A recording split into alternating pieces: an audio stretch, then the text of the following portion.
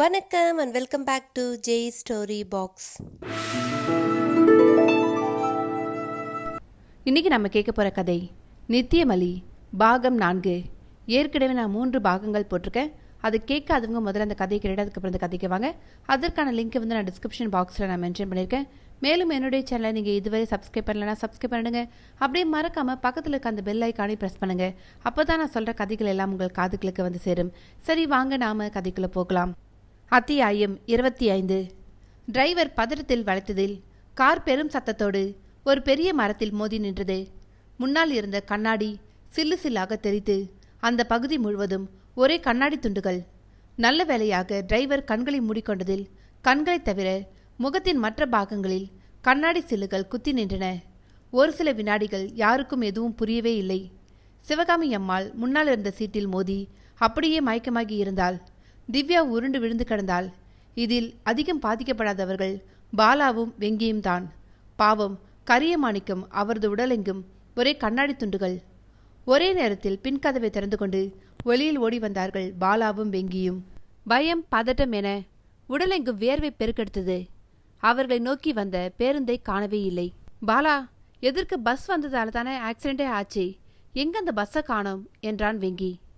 டேய், அதை பற்றி அப்புறம் பார்க்கலாண்டா, முதல்ல எல்லோரையும் ஆஸ்பத்திரிக்கு கூட்டிகிட்டு போகணும். யாருக்கு என்ன ஆச்சுன்னு தெரியல என்று கத்தினான் பாலா. ஓடிப்போய் முதலில் சிவகாமி அம்மாளையும் திவ்யாவையும் கவனித்தனர். நல்ல வேளை திவ்யாவுக்கு அடிபடவில்லை. வெங்கியின் உதவியால் எழுந்து விட்டாள். ஆனால் திவ்யாவின் அம்மா மயக்கம் அடைந்திருந்தார்கள். அவர்களை வேனை விட்டு வெளியே இழுத்து தண்ணீர் தெளித்து அவங்க மயக்கத்தை தெளிய வைத்தார்கள். பாலா, நீ இவங்கள பார்த்துக்கோ, நான் மற்ற 2 பேருக்கு என்னாச்சுன்னு பார்க்குறேன். அவன் சொன்னபடியே சிவகாமி அம்மாவுக்கு மயக்கம் தெளிந்து விட்டது. ஆனால் பாவம் டிரைவரும் கரியமாணிக்கமும் முகமெல்லாம் ஒரே ரத்தம். அதோடு மோதிய அதிர்ச்சி வேறு. கதவை திறந்ததும் கரியமாணிக்கம் அப்படியே சரிந்து விழுந்து விட்டார். ஒரு கணம் இதயமே நின்றுவிடும் போல் ஆகிவிட்டது வெங்கிக்கு. நல்ல வேளையாக கண்ணிமைகள் அசைந்தன. திவ்யா, முதல்ல சாருக்கு கொஞ்சம் தண்ணி கொடு, நான் டிரைவர் செந்தில பார்க்கிறேன்.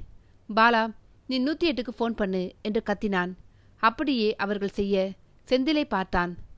சார், என்னை ஆஸ்பத்திரிக்கு கூட்டிகிட்டு போங்க, ஒரே வலி, தலையில் நல்ல அடி வேற, எனக்கு சின்ன குழந்தைங்க இருக்கு சார், என்னை காப்பாத்துங்க சார் என அழுதான் செந்தில். சார், 10 வருஷமா வண்டி ஓட்டுறேன், லாரி பஸ் இப்படி எல்லாம் ஓட்டியிருக்கேன். ஆனா இந்த மாதிரி ஆக்சிடென்ட் ஆனது இதுதான் முதல் தடவை. என் மேல தப்பே இல்லை சார் என்றான் அழுகையினோடே. யார் மேலேயும் தப்பு இல்லை செந்தில், கண்டதையும் நினைச்சு கவலைப்படாதீங்க என்று சொல்லிவிட்டு மெல்ல அவனை ஆசுவாசப்படுத்தினான். கை கால்களில் அதிகம் அடியில்லை. நல்ல வேளையாக ஏர்பேக் வெளிவந்ததால் நெஞ்சில் அடிப்படாமல் தப்பித்து கொண்டான். என்னடா, ஆம்புலன்ஸ் வருதா இல்லையா என்றான் வெங்கி அவசரமாக. இன்னும் 5 நிமிஷத்துல வந்துருவாங்கடா என்றான். பாலா சொன்னபடியே 5 நிமிடத்தில் ஆம்புலன்ஸ் வந்து அனைவரையும் ஏற்றி சென்றது. பாலாவுக்கும் வெங்கிக்கும் காயங்கள் அதிகமில்லை என்றாலும் தலையில் அடிபட்டுள்ளதா என ஸ்கேன் எடுத்தார்கள். நல்ல வேளையாக எதுவும் இல்லை. மேலாக இருந்த காயங்களுக்கு மருந்து போட்டு கட்டிவிட்டார்கள். அதே போல சிவகாமி அம்மாளுக்கும் கூட வெறும் அதிர்ச்சி மயக்கம்தான். நன்றாக ஓய்வு எடுத்துக்கொண்டால் சரியாகிவிடும் என உறக்கத்திற்கு ஊசி போட்டியிருந்தார்கள். டிரைவருக்கும் கரியமாணிக்கத்துக்கும் தான் சரியான அடி. கண்ணாடி துண்டுகள் நிறைய குத்தி இருந்ததால் எல்லாவற்றையும் நீக்கி சரி செய்ய சின்ன ஆபரேஷன் செய்தாக வேண்டும் என சொல்லிவிட்டார்கள். கிட்டத்தட்ட 2 மணி நேரம் நடந்தது ஆபரேஷன். இறுதியில் இனி உயிருக்கு பயமில்லை என்ற நல்ல வார்த்தைகளோடு டாக்டர்கள் போய்விட்டனர். முகத்தில் ஆபரேஷன் செஞ்சிருக்காங்க, அதனால இன்னும் 10 நாளைக்கு பேண்டேஜ் கட்டு போட்டாகணும். சுத்தமா தண்ணியே படக்கூடாது. அதோடு இந்த மருந்துகளும் கொடுக்கணும், இல்லனா முகத்தில் இருக்கிற காயம் சீழ்பிடிச்சிரும் என்றால் ஒரு நர்ஸ். என்னடா இப்படி சொல்றாங்க, கரியமாணிக்கம் குடும்பம் எங்க இருக்கு, அவங்கள எப்படி தொடர்பு கொள்ள, இது எதுவுமே நமக்கு தெரியாதே, அதோட செந்தில் வேற, என்ன செய்ய என்றான் பாலா கவலையாக. எனக்கு ஒரே குழப்பமாகத்தான் இருக்கு பாலா. செந்திலாவது பரவாயில்ல, அவன் செல்போன்ல இருந்து அவன் ஒய்ஃப் நம்பர் எடுத்து அவங்க இங்கே வர சொல்லிடலாம். ஆனா கரியமாணிக்க விஷயம்தான் என்ன செய்யறதுன்னு தெரியல என்றான் வெங்கி. 2 நண்பர்களும் ஆஸ்பத்திரியின் முகப்பிலிருந்த ஒரு வேப்ப மரத்தடியில் நின்று பேசிக் கொண்டிருந்தனர். முதல்ல செந்தில் வீட்டுக்கு ஃபோன் பண்ணுவோம்டா என்று சொல்லிவிட்டு போனை எடுத்து செந்திலின் மனைவியிடம் விஷயத்தை கூறவே அவள் அழுதவாறே, எங்க அண்ணனும் அப்பாவும் கூட வருவாங்க, அது வரைக்கும் பார்த்துக்குங்க என்று சொல்லிவிட்டு போனை வைத்தாள் அந்த பெண். ஒரு பிரச்சனை முடிஞ்சது. கரியமணிக்கும் விஷயமாதான், என்ன செய்யறதுன்னு தெரியலையே என்றான் வெங்கி. அப்பொழுது திவ்யாவும் வந்து சேர்ந்து கொண்டாள். அவளது கைகளிலும் முகவாயிலும் கட்டுப்போடப்பட்டிருந்தது. நீ ஏன் வந்த திவ்யா? உங்க அம்மாவோட இருக்க வேண்டியது தானே என்றான் பாலா. அம்மா நல்லா தூங்குறாங்க பாலா, அதான் வந்தேன் என்றாள். கரியமணிக்கத்தை பற்றி தான் பேசிக்கிட்டு இருந்தோம் திவ்யா. அவரோட வீட்டுக்கு ஃபோன் பண்ணி யாரையாவது வர சொல்லணும் ஆனா என்று இழுத்தான் வெங்கி. என்ன ஆனா? அவங்க வர வரைக்கும் நாம தான் பார்த்துக்கணும் வெங்கி, நமக்காகத்தானே அவர் வந்தாரு என்றாள் திவ்யா. நான் அதுக்கு சொல்லலை திவ்யா, அவர் குடம்பு குணமாக எப்படியும் 10 நாளாவது ஆகும்னு நர்ஸு சொன்னாங்க. ஆனால் நமக்கு இருக்கிறதே மொத்தமே 6 நாட்கள் தானே, இன்னும் 6 நாளில் பௌர்ணமி வந்துருமே திவ்யா, என்ன செய்ய என்றான் வெங்கி கவலை தோய்ந்த குரலில். யாரும் எதுவும் பேசவில்லை. வேப்பமரம் காற்றில் ஆடும் சத்தம் மட்டுமே கேட்டது. இந்த கோர விபத்து நடந்ததிலிருந்து பாலாவுக்கும் திவ்யாவுக்கும் வேறு எந்த நினைவுமே இல்லை. ஆகையால் வெங்கி சொன்னவுடன் தான் தாங்கள் இருக்கும் சூழ்நிலையின் கணம் புரிந்தது அவர்களுக்கு. அவரை விட்டுட்டு நாம மட்டும் போக வேண்டியதுதான், வேறு என்ன செய்ய முடியும் என்றான் பாலா மெல்லிய குரலில். அது எப்படி முடியும் பாலா? சித்தர் சொன்னதை மறந்துட்டியா? அவரும் நம்ம கூட சேர்ந்தாதான் நம்மால நித்தியமல்லிய அழிக்க முடியும் என்றான் வெங்கி. மீண்டும் மௌனம் சூழ்ந்தது அந்த இடத்தை. அரசு மருத்துவமனை என்றாலும் மிகவும் சுத்தமாகவும் சுகாதாரமாகவும் பராமரிக்கப்பட்டிருந்தது அது. கூட்டம் அதிகமில்லை. மாலை மயங்கி இரவு வரத் தொடங்கும் நேரம் சுத்தமாக உணவு என்பதையே பார்க்கவில்லை அவர்கள். வெங்கியும் பாலாவும் மிகவும் சோர்ந்து காணப்பட்டனர். திவ்யாவும் நல்ல பசியோடு இருக்கிறாள் என்பதால் மூவரும் மருத்துவமனை விட்டு வெளியே வந்தனர். சற்று தூரத்தில் ஒரு சிறிய கடை. சூடாக பஜ்ஜி போண்டா போட்டுக்கொண்டிருந்தாள் கடைக்காரி. ஆளுக்கு 2 பஜ்ஜி 2 போண்டா என சாப்பிட்டு விட்டு டீயும் கொடுத்த பிறகு தெம்பு வந்தது மூவருக்கும். அக்கா, நாங்கள் வெளியூருக்கு போய்கிட்டு இருந்த வண்டி ஆக்சிடென்ட் ஆயிடுச்சு. இன்னைக்கு ராத்திரி மட்டும் இவங்க 2 பேரும் தங்கறதுக்கு நல்ல இடம் ஏதாவது கிடைக்குமா சொல்லுங்க என்றாள் திவ்யா அந்த கடைக்காரியிடம். மூவரையும் ஏற இறங்க பார்த்தாள் அந்த பெண்மணி. நீ இவங்க கூட தான் தங்குவியா என்றாள். இல்லக்கா, எங்க அம்மா ஆஸ்பத்திரியில் இருக்காங்க, அவங்க கூட நான் இருந்துப்பேன் என்றாள். சரி, என் தம்பி வீடு அதோ தெரியுதே, அதுதான். 2 ரூம் தான், நீங்க அவங்க கூட தங்கிக்கலாம். ஆனா பணம் கொடுக்கணும், 300 ரூபாய் என்றாள். சம்மதித்து அட்வான்ஸாக 150 ரூபாயும் கொடுத்துவிட்டு மெல்ல மருத்துவமனை நோக்கி நடந்தனர்.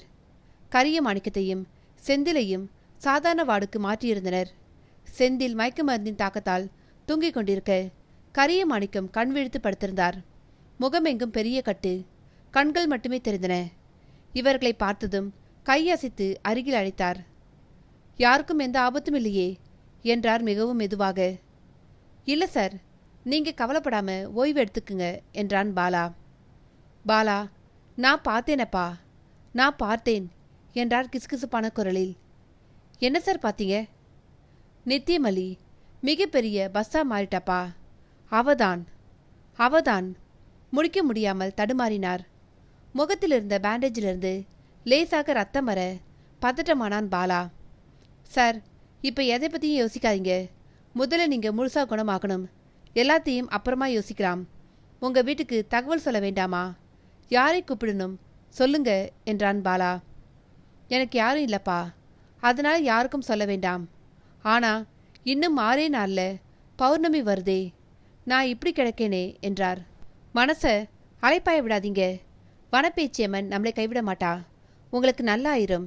நாம கட்டாயம் நித்தியமல்லிய அழிக்கத்தான் போறோம் என்றான் வெங்கி இதமாக. அவனது கைகளை பிடித்து கொண்டார் கரியமாணிக்கம். என்னை பற்றி கவலைப்படாதீங்க, நான் பழச்சிக்குவேன். ஆனால் நமக்கு இப்போ டைம் இல்லை. நீங்கள் 2 பேரும் திவ்யாவை கூட்டிக்கிட்டு நாளைக்கே பாபநாசா கிளம்பிருங்க. வாளும் குத்துட்டியும் எங்கே இருக்குன்னு விவரம் தெரிஞ்சா போதும் நமக்கு. போறீங்களா என்றார். சார், முதல்ல நீங்கள் பேசுறதை நிறுத்துங்க. பேச பேச பாருங்க, முக காயத்திலிருந்து ரத்தம் வருது. உங்களை இந்த நிலையில விட்டுட்டு நாங்கள் எங்கேயும் போக மாட்டோம். இப்போ நல்லா தூங்குங்க, விடிஞ்சதும் யோசிப்போம் என்று கண்டிப்பாக சொன்னான் வெங்கி. நர்ஸ் வந்து ஊசி போட கண்கள் செருக உறங்கிவிட்டார் கரிய மாணிக்கம்.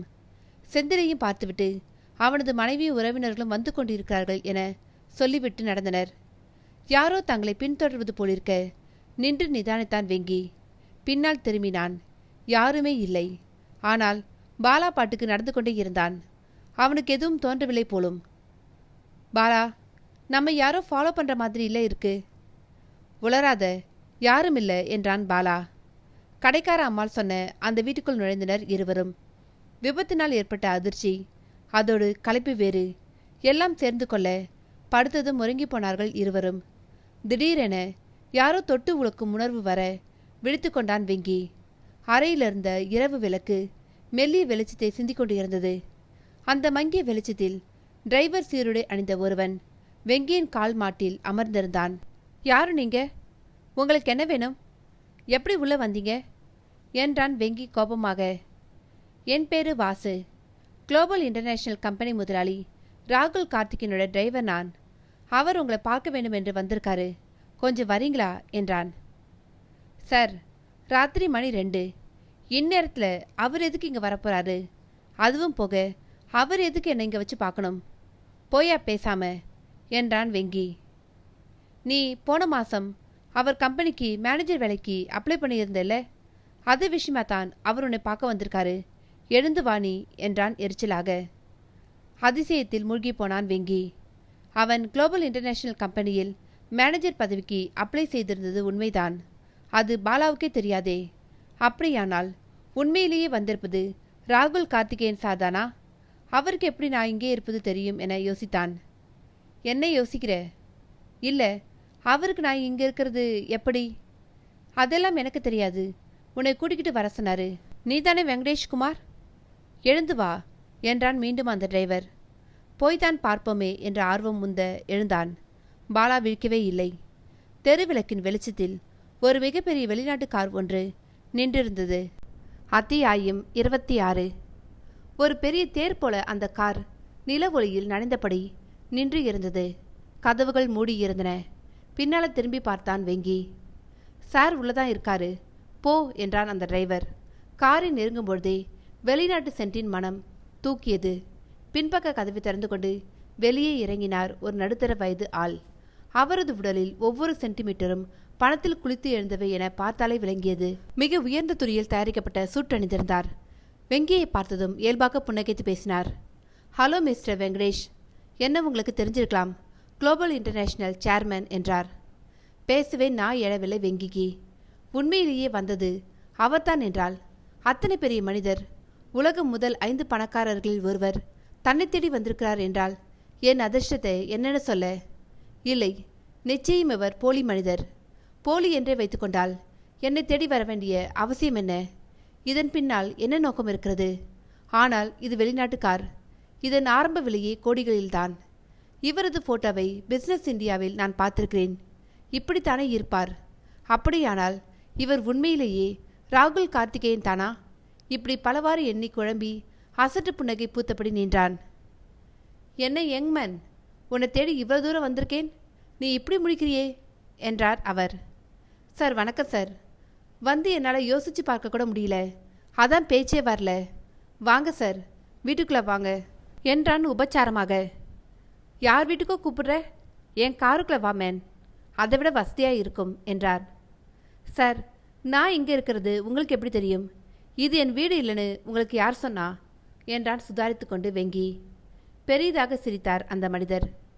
எத்தனை பெரிய பிஸ்னஸ் சாம்ராஜ்யத்தை கட்டி காக்கிறேன். உலகம் முழுக்க எனக்கு ஆளுங்க இருக்காங்கப்பா. ஒருத்தன் என் கம்பெனிக்கு அப்ளை பண்ணுறானா அவனோட ஜாதகமே என் கைக்கு வந்துடும் என்றார். இதை பற்றி அவன் முன்னமே கேள்விப்பட்டிருக்கிறான். ராகுல் கார்த்திகேயன் தன் கம்பெனியில் வேலை செய்யும் ஆட்களின் குடும்பம், அவர்கள் பின்னணி என எல்லாவற்றையும் விசாரித்து தெரிந்து கொண்டு தான் சேர்த்துக்கொள்வார் என சொல்ல கேட்டிருக்கிறான். என்னப்பா, காருக்குள்ள வரியா என்றார் அவர் பொறுமை இழந்து. வாயை திறக்காம டிரைவர் முன்கதவை திறந்துவிட ஏறினான். ஏறியதுமே எங்கோ ஊட்டிக்கு வந்தது போல இருந்தது. வெளியே பார்க்கத்தான் கார், உள்ளே சிறிய வீடு போல இருந்தது. என்னப்பா, காரை பார்த்து பிரமிச்சு போயிட்டியா? ரோல்ஸ் ராய்ஸ் கார் இது. நாம் ஆர்டர் கொடுத்தா தான் செய்யவே ஆரம்பிப்பாங்க. இன்ஜின் எல்லாமே வெள்ளியில் செஞ்சுது, சும்மா அப்படியே பறக்கும் என்றார்.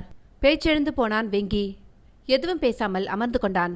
இருக்கை அப்படியே அமிழ்ந்து அவனை உள்வாங்கி கொண்டது. மெத்தென்று இதமாக இருந்தது.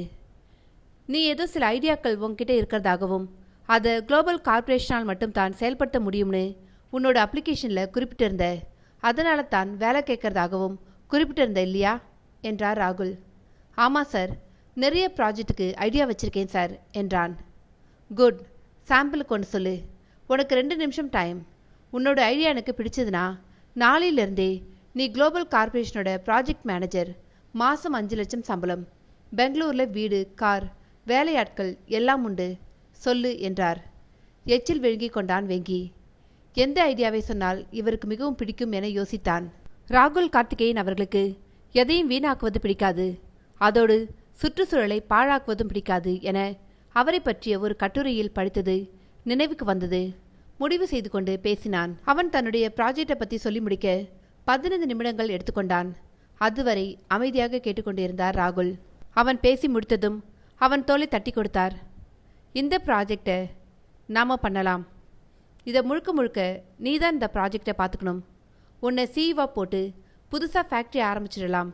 நீ நாளைக்கு ராஜஸ்தான் கிளம்பிப்போ. அங்கே இருக்கிற ஆஃபீஸ்க்கு தான் உன்னை சிஇஓ போடுறேன். வீடு, வேலைக்கு ஆள், கார் எல்லாமே அங்கே உனக்கு தயாராக இருக்கும். நாளைக்கு கிளம்புறியா என்றார். தயங்கினான் வெங்கி. நாளைக்கே வா சார். ஆமாம், நாளைக்கே ஜாயின் பண்ணிரு என்றார். எங்கோ எடுத்தது வெங்கிக்கு. மன்னிச்சிக்குங்க சார், எனக்கு பர்சனலாக சில வேலைகள் இருக்குது. அதை முடிச்சுட்டு நான் அடுத்த வாரமே ஜாயின் பண்ணுறேனே. அறிவோடு தான் பேசுறியா நீ? நீ இப்போ சீனியர் எக்ஸிக்யூட்டிவாக இருக்கியே, என்ன பெரிய சம்பளம் வந்துட போகுது. குளோபல் கார்ப்பரேஷன் கம்பெனி உலகத்தில் பல நாடுகள் இருக்குது. நாளைக்கு நீ அமெரிக்கா போகிறதுக்கும் சான்ஸ் இருக்குது. இதையெல்லாம் விட போறியா என்றார். அவர் கண்கள் கோபத்தில் பளபளத்தன. இல்லை சார், விட போறேன்னு நான் சொல்லவே இல்லையே. எனக்கு ஒரு வாரம் டைம் கொடுங்கன்னு தானே கேட்குறேன். முடியாதுப்பா, நீ நாளைக்கு கிளம்ப வேண்டும். மேலும் சந்தேகம் வளர்க்க பலமாக தலையே ஆட்டினான். இல்லை சார், என்னால் உடனடியாக ஜாயின் பண்ண முடியாது. என்ன மன்னிச்சிருங்க. இத்தனை பெரிய மனுஷன் என்னை தேடி வந்திருக்கீங்க. ஆனால் என்னால் உங்கள் ஆஃபரை ஏற்றுக்க முடியல. சாரி சார் என்றான். அவன் பேசி முடிக்கும் முன் அவன் காரிலிருந்து தூக்கி எறியப்பட்டான். தட்டென்ற சத்தத்தோடு மண்ணில் விழுந்தவனுக்கு கண்ணை இருட்டி கொண்டு வந்தது. என்ன ஆயிற்று? யார் என்னை தூக்கி எறிந்தது என எதுவும் தெரியாமல் சுற்றுமுற்றும் பார்த்தான். அந்த பெரிய வெளிநாட்டு கார் டிரைவர் ராகுல் கார்த்திகேயன் என ஒருவரையும் காணோம். ஒரே இருளாக இருந்தது. அந்த இருளில் செக்க சிவந்த கண்கள் இரண்டும் அவனையே பார்த்து கொண்டிருந்தன. அந்த கண்களில் அப்படி ஒரு கொலைவெறி. ஓவென கத்தினான் வெங்கி. என்னடா, எவ்வளோ ஆசை காட்டினாலும் நீ ஒப்புக்க மாட்டியா? உன்னை கொலை செய்ய வேண்டாம்னு நானும் பார்த்து பார்த்து தான் எல்லாமே செய்கிறேன். ஆனால் நீ ஏண்டா என் பொறுமையை சோதிக்கிற என்ற கரகர குரல் கேட்டது. திடுக்கிட்டு பயந்து போய் எழுந்து ஓட முயன்றான். விபத்து நடக்க வச்சு பயமுறுத்தி பார்த்தேன். நிறைய பணம் கிடைக்கும்னு ஆசை காட்டி பார்த்தேன். ஆனால் நீ எல்லாத்தையும் வேண்டாம்னு சொல்லிட்ட. உன்னோட முடிவை நீயே தேடிக்கிட்ட என்றது அந்த குரல் மீண்டும். பயத்தில் நாக்கு உலர்ந்து வியர்வை சுரக்க ஆரம்பித்தது. போன தடவையும் இப்படித்தான் நீ பேசி பேசி ஆதித்தனை தப்பிக்க விட்ட. இப்பவும் அதே செய்யாத நித்தியமலி. வேலையை முடி. இவன் கதையை முடிச்சா மற்றவங்க எல்லாம் பயந்து போயிடுவாங்க. அவங்களுக்கு தைரியம் சொல்லவும் வழி சொல்லவும் ஆளே இருக்காது. சீக்கிரம் முடி என்றது மற்றொரு பெண் குரல். சித்தர் சொன்ன பொன்வண்டு போலும் என நினைத்து கொண்டான். அவனுக்குள் பயம் விஸ்வரூபம் எடுத்தது.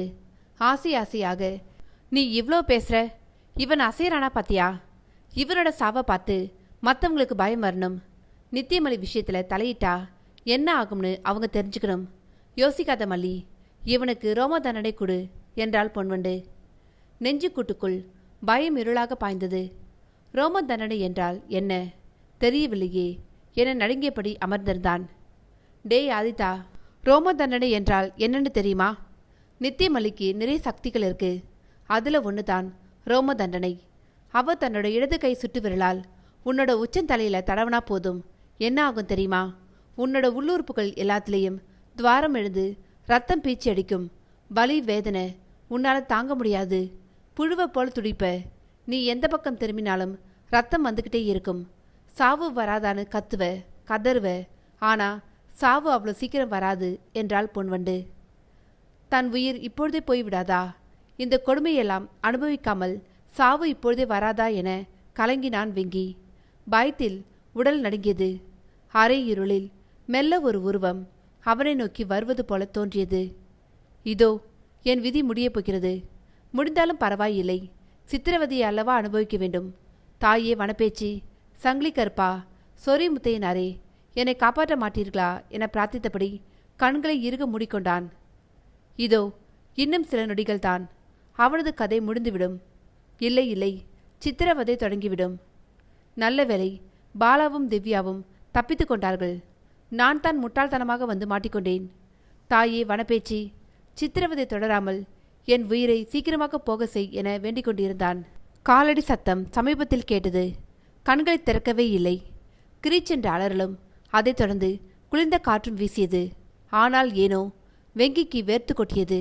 கண்ணத்தர வெங்கி, நித்திமலி போயிட்டா என்ற திவ்யாவின் குரல் கேட்க சட்டென நிமிர்ந்தான். இப்பொழுது நல்ல வெளிச்சம் தெரிந்தது. தெருவிளக்குகள் கூட எரிய தொடங்கியிருந்தன. திவ்யா, நீ எப்படி இங்க? நித்தியமலிய நீ எப்படி விரட்டி அடிச்ச என்றான் திக்கியபடி. நீ முதல்ல வனப்பேச்சி குங்குமத்தை நெத்தியில இட்டுக்கோப்பா.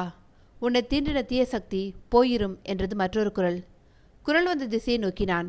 அமைதியாக புன்னகைத்தபடி நாச்சியாரம்மாள் என்கிற சித்தரம்மாள் நின்று கொண்டிருந்தார். அம்மா என்ற அலறலுடன் அவரை வணங்கினான் வெங்கி. உன்னை சுத்தி நிறைய ஆபத்து இருக்கு. இரவு நேரத்தில் வெளியே வராதேன்னு நான் எச்சரிக்கை செஞ்சேனேப்பா. அதையும் மீறி ஏன் வந்த என்றார் அந்த அம்மாள். தலை குனிந்தான் வெங்கி. சரி சரி, வருத்தப்படாத. நித்தியமலி ரொம்பவே மாயக்காரி. அவளுடைய மாயத்துக்கு ஆட்படாம தப்பிக்கிறது கஷ்டம்தான் என்றார் மீண்டும். அம்மா, நீங்க எப்படி சரியான நேரத்துக்கு வந்து என்னை காப்பாத்துனீங்க? திவ்யா தான் உங்களை கூட்டிக்கிட்டு வந்தாளா? அவளுக்கு எப்படி நீங்க இருக்கிற இடம் தெரியும் என்றான் அடுக்கடுக்காக. முதல்ல நாம வீட்டுக்குள்ளே போய் பேசுவோம்ப்பா. ரொம்ப நேரம் இப்படி இருட்டில் நிற்கிறது நல்லதில்ல என்று இருவரையும் அழைத்துக்கொண்டு வீட்டிற்குள் நுழைந்தார் சித்தரம்மாள். பாலா இன்னமும் நிச்சலனமாக உறங்கிக் கொண்டிருந்தான். பாலா, எந்திரிடா, சித்தரம்மா வந்திருக்காங்க, திவ்யாவும் இருக்கா என்றான் வெங்கி மெதுவான குரலில். சட்டென எழுந்து அமர்ந்தான் பாலா. அதுக்குள்ளே விடிஞ்சிருச்சா? நான் தூங்கி போயிட்டேன் போல என்று உடையை சரி செய்து கொண்டு கைகளால் முடியை கோதி விட்டு கொண்டான். இன்னும் கொஞ்ச நேரத்தில் விடிஞ்சிரும் தம்பி. இன்னும் உங்களுக்கு பல அதிர்ச்சிகள் காத்திருக்கு. நீங்கள் அந்த அதிர்ச்சிகளை தாங்கணும். அதற்கு உங்களை தயார் செஞ்சுக்கிங்க. அதில் இனிய அதிர்ச்சியும் இருக்கு. முதல்ல இருந்து சொல்கிறேன் என சொல்ல ஆரம்பித்தாள் சித்தரம்மாள். மூவரும் மௌனமாக கேட்கத் தொடங்கினர். அத்தியாயம் 27. சித்தரம்மாள் சொன்னபடி பஸ்ஸில் பயணித்து அம்பாசமுத்திரம் வந்து இறங்கிவிட்டார்கள். பஸ் பயணத்திலையும் எத்தனையோ இடைஞ்சல்கள் செய்ய பார்த்தால் நித்தியமலி. நெடுஞ்சாலையில் பஸ் வந்து கொண்டிருக்கும் பொழுது பஸ் சட்டென நிறுத்தப்பட்டது. நடுநிசி. அனைவரும் அசந்து உறங்கிக் கொண்டிருக்க பெருத்த குழுக்களோடு பஸ் நின்றது. அதில் விழித்து கொண்ட சிலரில் வெங்கியும் திவ்யாவும் ஒருவர். என்னாச்சு சார் என்றார் ஒருவர் டிரைவரிடம். அதோ பாருங்க, ரோட்டில் 2 பேர் ரத்த காயத்தோட அடிபட்டு கிடக்குறாங்க. எவனோ அடிச்சு போட்டுட்டு போயிட்டான் போல. பாவம், 2ம் சின்ன வயசு பொண்ணுங்களா இருக்குதுங்க என்றார். குபீரென ரத்தம் தலைக்கெறியது போல உணர்ந்தான் வெங்கி. இது நிச்சயம் நித்தியமல்லி பொன்வண்டின் வேலைதான். எப்படியாவது எங்களை தடுத்து நிறுத்த இப்படி செய்கிறார்கள் என ஊகித்து கொண்டான். திவ்யாவும் அதே தான் நினைத்தாள் என்பதற்கு அடையாளமாக தலையை ஆட்டினாள். சார், நாம் ஆம்புலன்ஸ்க்கு ஃபோன் செஞ்சுட்டு போயிட்டே இருக்கலாம் சார். இந்த அகால வேலையில் எதுக்கு பஸ்ஸை நிறுத்தணும் என்றான் வெங்கி. சே, நீ எல்லாம் ஒரு மனுஷனாப்பா. 2 பேர் உசுருக்கு போராடிக்கிட்டு இருக்காங்க. பார்த்துட்டு பேசாமல் போகலாம்னு சொல்றியே. டிரைவர், நீங்கள் வண்டியை எடுக்காதீங்க, நான் போய் பார்த்துட்டு வரேன் என ஒரு பயணி இறங்கினார். சார் சார், போகாதீங்க. எனக்கு என்னவோ நல்லதா படலை. தயவு செஞ்சு நான் சொல்கிறத கேளுங்க என பதறினாள் திவ்யா. அந்த பயணியின் முன்னால் போய் நின்று கைகளால் அவரை தடுத்தான் வெங்கி. சார், என்னை பார்த்தா உங்களுக்கு இப்போ வெறுப்பு தான் வரும். எனக்கும் அது புரியுது. ஆனால் பாருங்க, ஆக்சிடென்ட் நடந்திருக்குன்னு நீங்கள் சொல்கிறபடியே வச்சுப்போம். ஏதோ ஒரு வண்டி தானே இடிச்சிட்டு போயிருக்கணும். அதுக்கான அடையாளமே இல்லையே. கண்ணாடி துகள்கள் எதுவும் இல்லாமல் ரோடே சுத்தமாக இருக்கே என்றான் வெங்கி. சற்றே யோசனையாக சாலையை பார்த்தனர் பயணிகள். இப்பொழுது அவர்கள் கண்முன்னே கண்ணாடி துகள்கள் அங்குமிங்கும் சிதறி கிடந்தன. தங்கள் கண்களையே நம்ப முடியாமல் பார்த்தனர். சார், நீங்களே பாருங்க. முதல்ல பார்க்கும்பொழுது கண்ணாடியே இல்லை. ஆனால் இப்போ எப்படி திடீர்னு வந்தது? எங்களை நம்புங்க, இது எல்லாமே மாய வேலை என்றாள் திவ்யா. அட என்னம்மா நீ, 21ஆம் நூற்றாண்டில் வாழ்ந்துக்கிட்டு மாயமாவது ஒன்றாவது. வாங்கியா எல்லோரும். இந்த காலத்து பசங்க எதுக்குமே உதவ மாட்டாங்க என்று கத்திக்கொண்டே வெங்கியை தள்ளிவிட்டு இறங்கினார் அந்த பயணி. அப்பொழுது கணீரென ஒரு குரல் கேட்டது. எல்லோரும் அப்படியே உட்கார போறீங்களா இல்லையா? மைக்கே இல்லாமல் அனைவருக்கும் கேட்டது அந்த ஆணையிடம் குரல். அனைவரும் அப்படியே அமர்ந்து விட்டனர். குரல் வந்த திசையை நோக்கினான் வெங்கி. நெற்றி நிறைய திருநீரும் நடுவில் வட்டமாக குங்குமமும் வைத்தபடி ஒருவர் பேசினார். இடுப்பில் கச்சம் வைத்து கட்டப்பட்ட பளிரண்ட வெள்ளை வேட்டி, முறுக்கிய மீசை, ஆனால் கண்களில் அப்படி ஒரு கருணை என அவரை பார்க்கவே பரவசமாக இருந்தது. நாங்க எப்படி சொல்லி இவங்களுக்கு புரிய வைக்கிறதுன்னு தெரியல சாமி, நீங்களே சொல்லுங்க என்று அவரை வணங்கினாள் திவ்யா. திவ்யாவுக்கு பதில் சொல்லாமல் கூட்டத்தை நோக்கி பேசினார் அந்த மனிதர். இதை பாருங்கப்பா, உங்க இரக்க உணர்ச்சியை நான் பாராட்டுறேன். ஆனா அதே நேரத்தில் புத்தி கேட்டாத சில விஷயங்களும் இந்த உலகத்தில் இருக்கு. முதல்ல பஸ்ஸை எடுத்துட்டு 100 மீட்டர் தூரம் போங்க, பிறகு திரும்பி வந்து பாருங்க. அப்பவும் இந்த காட்சி அப்படியே இருந்ததுன்னா நீங்க தாராளமா உதவி செய்யலாம் என்றார். அவரது பேச்சுக்கு மறுபேச்சு பேசாமல் வண்டியை கிளப்பினார் டிரைவர். 100 அடி தூரம் சென்று பஸ்ஸை ரிவர்ஸ் எடுத்து வரவும் பயணிகள் துள்ளி குதிக்காத குறை. காரணம், சாலையில் எதையுமே காணவில்லை. அப்படி 2 பெண்கள் ரத்தம் அழிய அடிபட்டு கிடந்தார்கள் என்ற சுவடை தெரியவில்லை. நடுங்கி போய்விட்டார்கள் அனைவரும். சாமி, இதெல்லாம் என்ன? எங்களுக்கு புரியலையே. உங்களுக்கு தெரிய வேண்டிய அவசியமில்லை. இந்த வண்டியில் வர 3 பேர் ஒரு புனித பயணம் மேற்கொண்டிருக்காங்க. அவங்கள அழிக்கத்தான் தீய சக்திகள் இப்படி நாடகமாடுது. அதனால கவலைப்படாம வண்டியை விடுங்க என்றார் அவர். அதன் பிறகு எந்த பிரச்சனையும் இல்லாமல் வண்டி அம்பாசமுத்திரம் வந்து நின்றது. அந்த மனிதரை சந்தித்து பேச வேண்டுமென எண்ணி அவரை தேடினான் வெங்கி. எங்கேயும் காணவில்லை. எல்லாமே அற்புதமாய் இருக்கு திவ்யா, யார் அந்த மனிதர் தெரியலையே என்றான் வெங்கி. நிச்சயமா சித்தரம்மா அனுப்பின ஆளாகத்தான் இருக்கும். அதை விடு, இப்போ நாம என்ன செய்யணும் என்றாள் திவ்யா. முதல்ல நாம குளிச்சுட்டு அகத்தியர் கோவில் போகணும். அங்கே போன பிறகுதான் நமக்கு அடுத்து என்னன்னு தெரிய வரும். சித்தரம்மா சொன்ன மாதிரி நம்ம முதல் வேலை சொரிமுத்தையினாரும் சங்கிலி கற்பனை கொடுத்த வாளையும் குத்திட்டியும் கண்டுபிடிக்கணும். அதோடு நித்தியமலியை எப்படி அழிக்கிறதுன்ற வழியையும் கண்டுபிடிக்கணும் என்றான் வெங்கி. அம்பை மண்ணில் காலடி எடுத்து வைத்தவுடன் அவனுள் பல உணர்வுகள், அதோடு மனதில் நம்பிக்கை வேறு பிறந்தது. அதனால் தெளிவாக திட்டமிட்டான். வெங்கி சொன்னது போலவே ஒரு நல்ல லாட்ஜில் 2 ரூமுகள் போட்டு குளித்து தயாரானார்கள். அகத்தியர் கோவில் அவர்களை வரவேற்றது. அகத்தீஸ்வரர் என்ற பெயரில் சிவபெருமானுக்கான கோவில்தான் இது என்றாலும் அகத்தியர் வந்து பூஜித்த தலம் என்பதால் அவருக்கென தனி சன்னதி இருந்தது. சிவனை வணங்கிவிட்டு அகத்தியர் சன்னதிக்கு வந்தனர். மனமாற வேண்டினான் வெங்கி. சாமி, எங்களுக்கு வழிகாட்டுங்க. நாங்கள் ஒரு மிகப்பெரிய காரியத்துக்காக வந்திருக்கிறோம். முதல்ல எங்களுக்கு வாளும் குத்திட்டியும் இருக்கிற இடம் தெரியணும். அதோட நித்தியமல்லி என்ற தீய சக்தியை அழிக்கிற வழியும் தெரியணும். வழிகாட்டுங்க சாமி என மனமுருக வேண்டினான். சித்தரம்மாள் சொன்னது போல அம்மன் சன்னதியில் தனது தகட்டை அம்மனின் காலில் படுமாறு வைத்தான். ஏதேதோ காட்சிகள், எண்ணங்கள் தோன்ற அப்படியே நின்றான் வெங்கி. அப்பொழுது சன்னதியில் ஏற்றி வைக்கப்பட்டிருந்த விளக்கு ஆடியது. அகத்திற்கு கழுத்திலிருந்த மாலை கீழே விழுந்தது. திகைத்து போனார்கள் மூவரும். இவையெல்லாம் நல்ல சகுனங்களா, இல்லை தீய சகுனங்களா தெரியவில்லையே என குழம்பினர். அப்பொழுது நெற்றியில் பட்டையாக விபூதி அணிந்து கையில் ஏதோ துணி போட்டல வைத்துக்கொண்டு ஒரு மனிதர் அவர்களை நெருங்கினார். நீங்க தானே சென்னையிலிருந்து வந்திருக்கீங்க என்றார். தலையசைத்தனர் மூவரும். உங்க பேர் சொல்லுங்க கூறினர். அப்ப ஆதித்தன், செம்மலர், வேங்கையன் நீங்க தானே? நேற்று எனக்கு கனவுல அகத்தியரோட உத்தரவு வந்தது. வாங்க, அதோ தெரியுதே பிரகாரம், அங்க போய் பேசலாம் என்று அவர்களை அழைத்து போனார். ஐயா, நீங்க யாரு? எங்களை எப்படி தெரியும் என்றான் வெங்கி. சொல்றேன், நான் ஒரு வள்ளுவன்பா. என் பேரு பாலகுரு. வள்ளுவன்னா ஜோசியன். எங்ககிட்ட பல ஏட்டுக்கட்டுகள் உண்டு. அதுல சிலது அகத்தியரோட மாணவர்கள் எழுதியதுன்னு சொல்லுவாங்க. அகத்தியரே நான் என் மானசீக குருவாக்க நினைச்சு வணங்கிதான் ஜோசியம் சொல்லிக்கிட்டு இருக்கேன். நல்லதுங்க ஐயா. 3 நாள் முன்னால பெருசா பொட்டு வச்சுக்கிட்டு ஒரு அம்மா வந்தாங்க. பார்க்கவே கொஞ்சம் பயமாகத்தான் இருந்தது. கிட்டத்தட்ட 6 அடி உயரம், அதற்கேற்ற பருமன், நல்ல சிவப்பு நிறத்துல சேலை. அவங்களை பார்த்ததுமே எனக்கு என்னவோ போல ஆயிடுச்சு. அப்படியே விழுந்து வணங்கினேன். அவங்க என் கையில சில சுவடிகளை கொடுத்தாங்க. இதை வச்சுக்கோ, யார்கிட்ட கொடுக்க வேண்டும் என்று உனக்கு உத்தரவு வரும் என்று சொல்லிவிட்டு தண்ணி வாங்கி குடிச்சிட்டு போயிட்டாங்க என்றார். வந்தவர் சித்தரம்மாவாகத்தான் இருக்க வேண்டும் என நினைத்தனர் மூவரும். வந்தவங்க சித்தரம்மா தான் சாமி, அவங்க தான் எங்களை இங்கே அனுப்புனாங்க என்றான் பாலா. இல்லப்பா, நாச்சியாரம்மாவை எனக்கு நல்லாவே தெரியும். இவங்க வேற. நான் நினைக்கிறது சரினா வந்தது வண்டி மரிச்சம்மனாகத்தான் இருக்கணும் என்றார் பாலகுரு அமைதியாக. திவ்யா அழுதே விட்டாள். வெங்கியும் பாலாவும் உணர்ச்சி வசப்பட்டனர். ஜோசியர் தொடர்ந்தார். நானும் 3 நாளா உத்தரவு வரும்னு பார்த்துக்கிட்டே இருந்தேன். நேத்து தான் வந்தது. நேத்து கனவுல அந்த அம்மா வந்து இந்த மாதிரி 3 பேர் வெங்கடேஷ் குமார், பாலகிருஷ்ணன், திவ்யானு வருவாங்க, அவங்க கிட்ட இந்த ஓலைகளை கொடுத்துருன்னு சொன்னாங்க. இதோ அந்த ஓலைகள் என்று நீட்டினார். மொத்தம் 3 ஓலைகள் இருந்தன. அவற்றை பயபக்தியோடு வாங்கி கண்களில் ஒட்டி கொண்டனர். எனக்கு தெரிஞ்சதை நான் சொல்லிட்டேன். இப்போ உங்க முறை. இதெல்லாம் ஏன் நடக்குது? என்ன காரணம்? நிச்சயமா உங்களுக்கு தெரியும். சொல்லுங்க.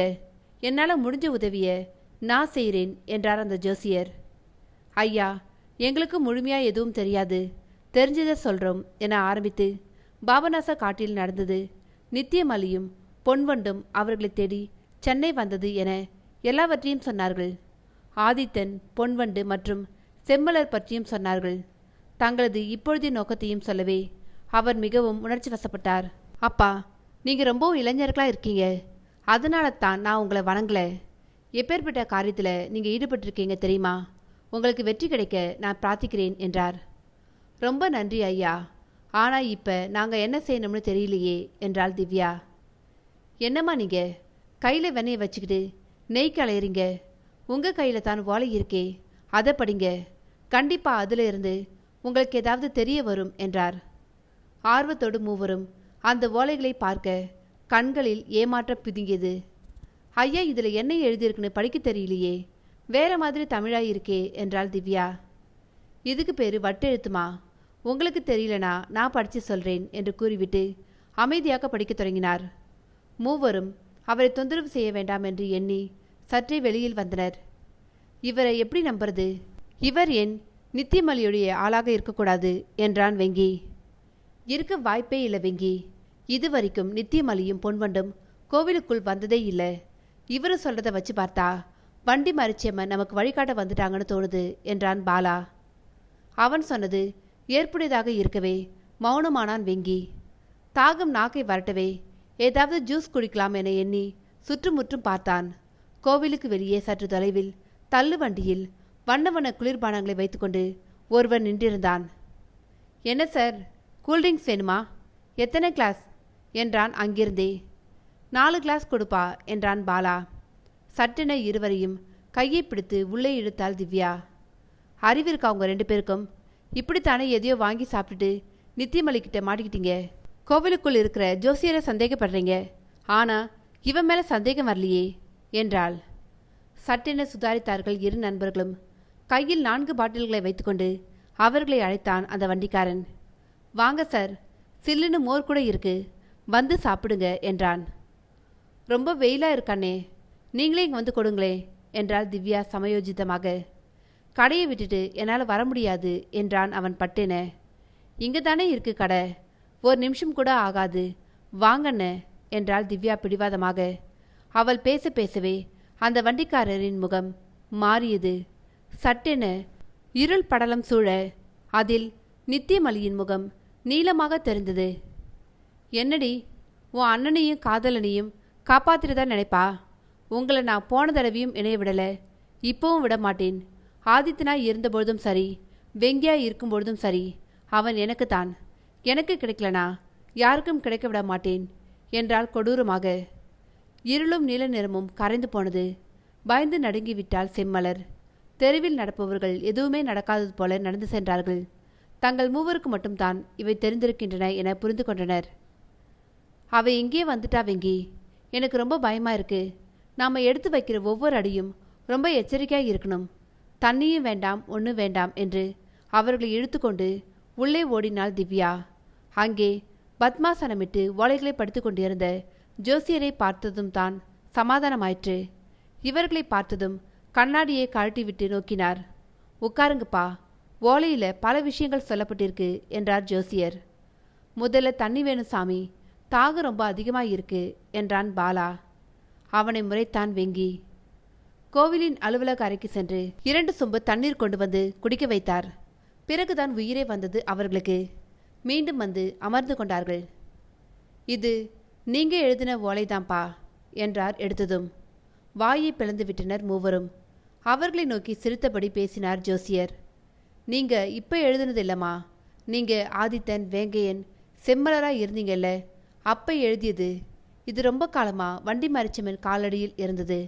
அதை அவ பத்திரமா வச்சிருந்து கொடுத்துருக்காமா என்றார். அதில் என்ன எழுதியிருக்கு சாமி என்றாள் திவ்யா. படிக்க ஆரம்பித்தார் ஜோசியர். அத்தியாயம் 28. ஜோசியர் படிக்க படிக்க அவர்களுக்கு புகைப்படலமாக நினைவுகள் தோன்றின. அதிலும் வெங்கிக்கு எல்லாமே பளிச்சென நினைவு வந்தது. ஆதித்தன் ஆகிய நான் எழுதும் ஓலை, சித்தரம்மாளும் வேம்புசாமி ஐயாவும் சொன்னபடி நான் இந்த ஓலையை எழுதுகிறேன். இது வெறும் குறிப்பு தான். நாங்கள் மூவரும் நித்தியமல்லியை கட்டுவதற்கான பெருமுயற்சியில் இறங்கி இப்பொழுது சிங்கம்பட்டி அரசரின் விடுதிக்கு செல்ல இருக்கிறோம். எங்கள் உயிரே இதில் போனாலும் போகலாம் என ஐயுறுவதால் அடுத்து மீண்டும் நாங்கள் வருவோம் என சித்தரம்மாள் சொன்னதாலும் இந்த ஓலையை எழுதுகிறேன். இதை படிக்குமால் சிங்கம்பட்டி ஜமீனுக்கு சொந்தமான விடுதியில் மறைத்து வைக்கப்பட்டுள்ள வாளையும் குத்திட்டியும் எடுத்துக்கொள்ள வேண்டும்.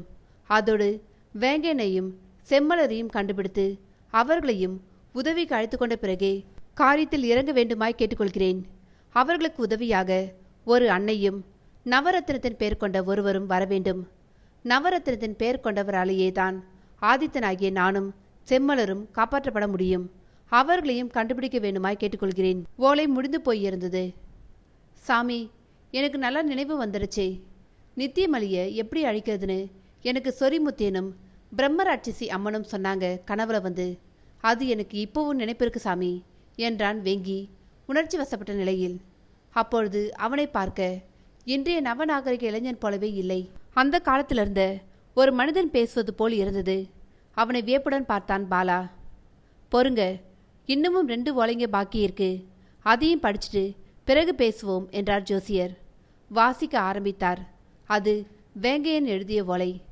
வேங்கையன் ஆகிய நான் என் தங்கை செம்மலருடன் இணைந்து எழுதும் ஓலை. சிங்கம்பட்டி அரசருக்கு சொந்தமான விடுதிதான் நித்தியமல்லியை கட்ட ஏற்ற இடம் என்று சித்தரம்மாள் சொன்னதால் குத்திட்டியையும் வாளையும் அதோடு பூஜித்த மலர்களையும் எடுத்துக்கொண்டு செல்கிறோம். வெற்றி கிடைக்கும். ஆனால் நாங்கள் உயிரோடு இருப்போமா என்பது நிச்சயமில்லை.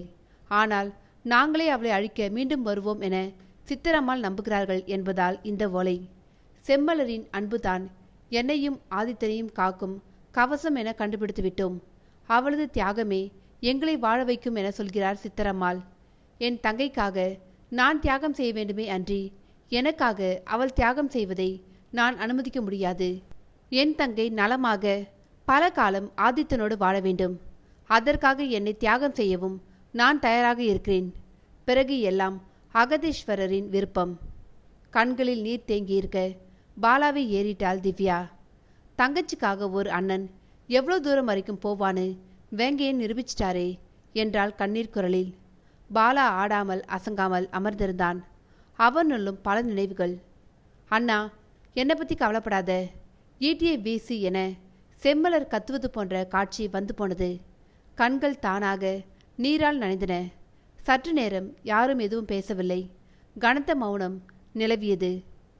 தொண்டையை கணித்து கொண்டார் ஜோசியர். இன்னும் ஒரு ஓலை இருக்கு, அதையும் வாசிக்கவா என்றார். அவரது அந்த வார்த்தைகள் மூவரையும் நிகழ்காலத்துக்கு கொண்டு வந்தது. ஆதித்தன் காதலியும் வேங்கையனின் தங்கையுமான செம்மலர் எழுதும் ஓலை இது. நித்தியமலியை அழித்த பிறகு சித்தரம்மாளின் உத்தரவுப்படி இதை நான் எழுதுகிறேன். நித்தியமலி பௌர்ணமிக்குள் ஆதித்தனோடு சேர்ந்து குழந்தை பெற முயன்றாள். அவளுக்கு பொன்வண்டு வேறு துணையாக இருந்தாள். இருவரையும் சேர்த்து சிங்கம்பட்டி அரசரின் விடுதியில் கட்டிவிட்டோம். காவலுக்கு பூஜாடியில் மலர்களை வைத்திருக்கிறார்கள் சித்தரம்மாளும் வேம்புசாமியும். அவற்றை தாண்டி நித்தியமலியால வர இயலாது. அவளது சக்தியை நாங்கள் சற்றே குறைத்து மதிப்பு போட்டுவிட்டோம். பூஜைக்கு பிறகும் சில சமயம் ஆதித்தனது மனதை அவள் ஆக்கிரமித்து கொண்டாள். அந்நேரங்களில் அவரை கட்டுப்படுத்துவது கடினமாக இருந்தது. நித்தியமலியின் கண் பார்வை ஆதித்தன் மேல் பட்டுவிடக்கூடாது என்பதை சற்றே தாமதமாக புரிந்து கொண்டேன். முதலில் அவளது கண்களை பிரம்மராட்சசி அம்மன் எனக்கு அளித்த அம்புகளால் குத்தியிருந்தால் எல்லாம் சரியாகி இருக்கும். ஆனால் அதை நான் உணரவில்லை.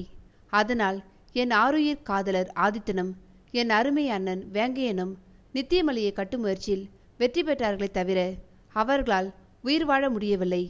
இதோ நானும் அவர்களை தேடி புறப்பட்டு விட்டேன். ஆனாலும் சித்தரம்மாள் கட்டளையிட்டதால் இதை எழுதுகிறேன். அவ்வளவுதான். ஓலை முடிந்துவிட்டது. மனம் கனத்து போனது மூவருக்கும். திவ்யாவுக்கு நெஞ்சை அழைத்து மயக்கம் வருவது போலிருந்தது. பாலாவும் வெங்கியும் அவளை தாங்கிக் கொண்டார்கள். வெளியில் ஏதோ பயங்கரமான சத்தம் கேட்க ஜோசியர் எழுந்து ஓடினார். திரும்பவும் ஓடி வந்தவர் வெங்கியிடம் கத்தினார். நமக்கு நேரமில்லப்பா. நித்தியமல்லி பிரம்மராட்சச அம்மன் கொடுத்த அம்புகளை தேடி போறா. அது மட்டும் அவ கையில கிடைச்சதுனா அவ்வளவுதான். அவ சக்தியை நம்மால் அழிக்கவே முடியாது. சீக்கிரம் போங்கப்பா என்றார். திடுக்கிட்டு சுயநினைவுக்கு வந்தார்கள். சாமி, அது எப்படி உங்களுக்கு தெரியும்? கோவில் வாசல்ல போய் பாரு. அங்க ஒரே ரத்தம். அதுல சின்ன குழந்தையோட கை விரல்கள் இருக்கு. இதுதான் வண்டி மாரியம்மன் எனக்கு சொன்ன சூசகம். அதுல 2 விரல் இருக்கு.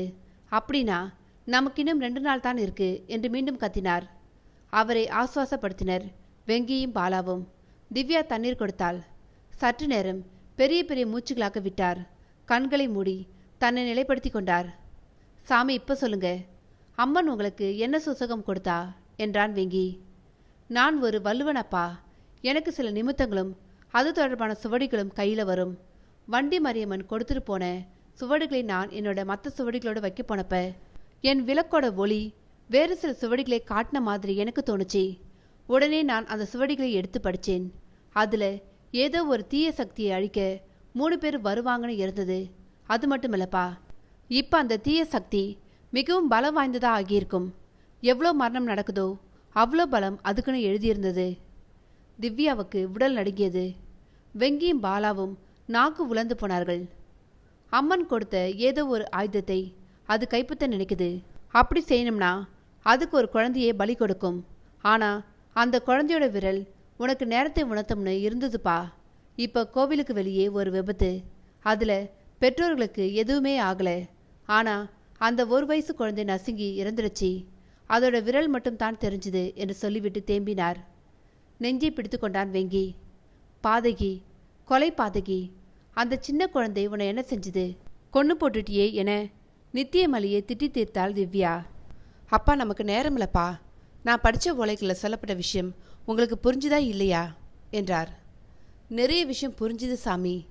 ஆனால் சொரிமுத்தையினாரும் சங்கிலி கற்பனும் கொடுத்த ஆயுதங்கள் எங்கே இருக்குன்னு தெரிஞ்சு போச்சு. அதை எப்படி பயன்படுத்தணும்னு தெரிஞ்சுது. ஆனால் செம்மலருக்கு பிரம்மராட்சசி அம்மன் கொடுத்த அம்புகள் எங்கன்னு தெரியலையே. அதை பயன்படுத்துகிற விதம் தெரிஞ்சிருந்தும் அது எங்கே இருக்குன்னு தெரியலையே என்றான் வெங்கி. யோசனையில் ஆழ்ந்தார் ஜோசியர். ஆமாம், இவங்க சொன்ன சம்பவங்களை கூட பிரம்மராட்சசி அம்மன் கொடுத்த அம்புகளை பற்றி எதுவும் இல்லையே என தனக்குள் முணுமுணுத்து கொண்டார். சரி, உங்களுக்கு நித்தியமலியை எப்படி அழிக்கணும்னு தெரிஞ்சு போச்சுன்னு சொன்னீங்க.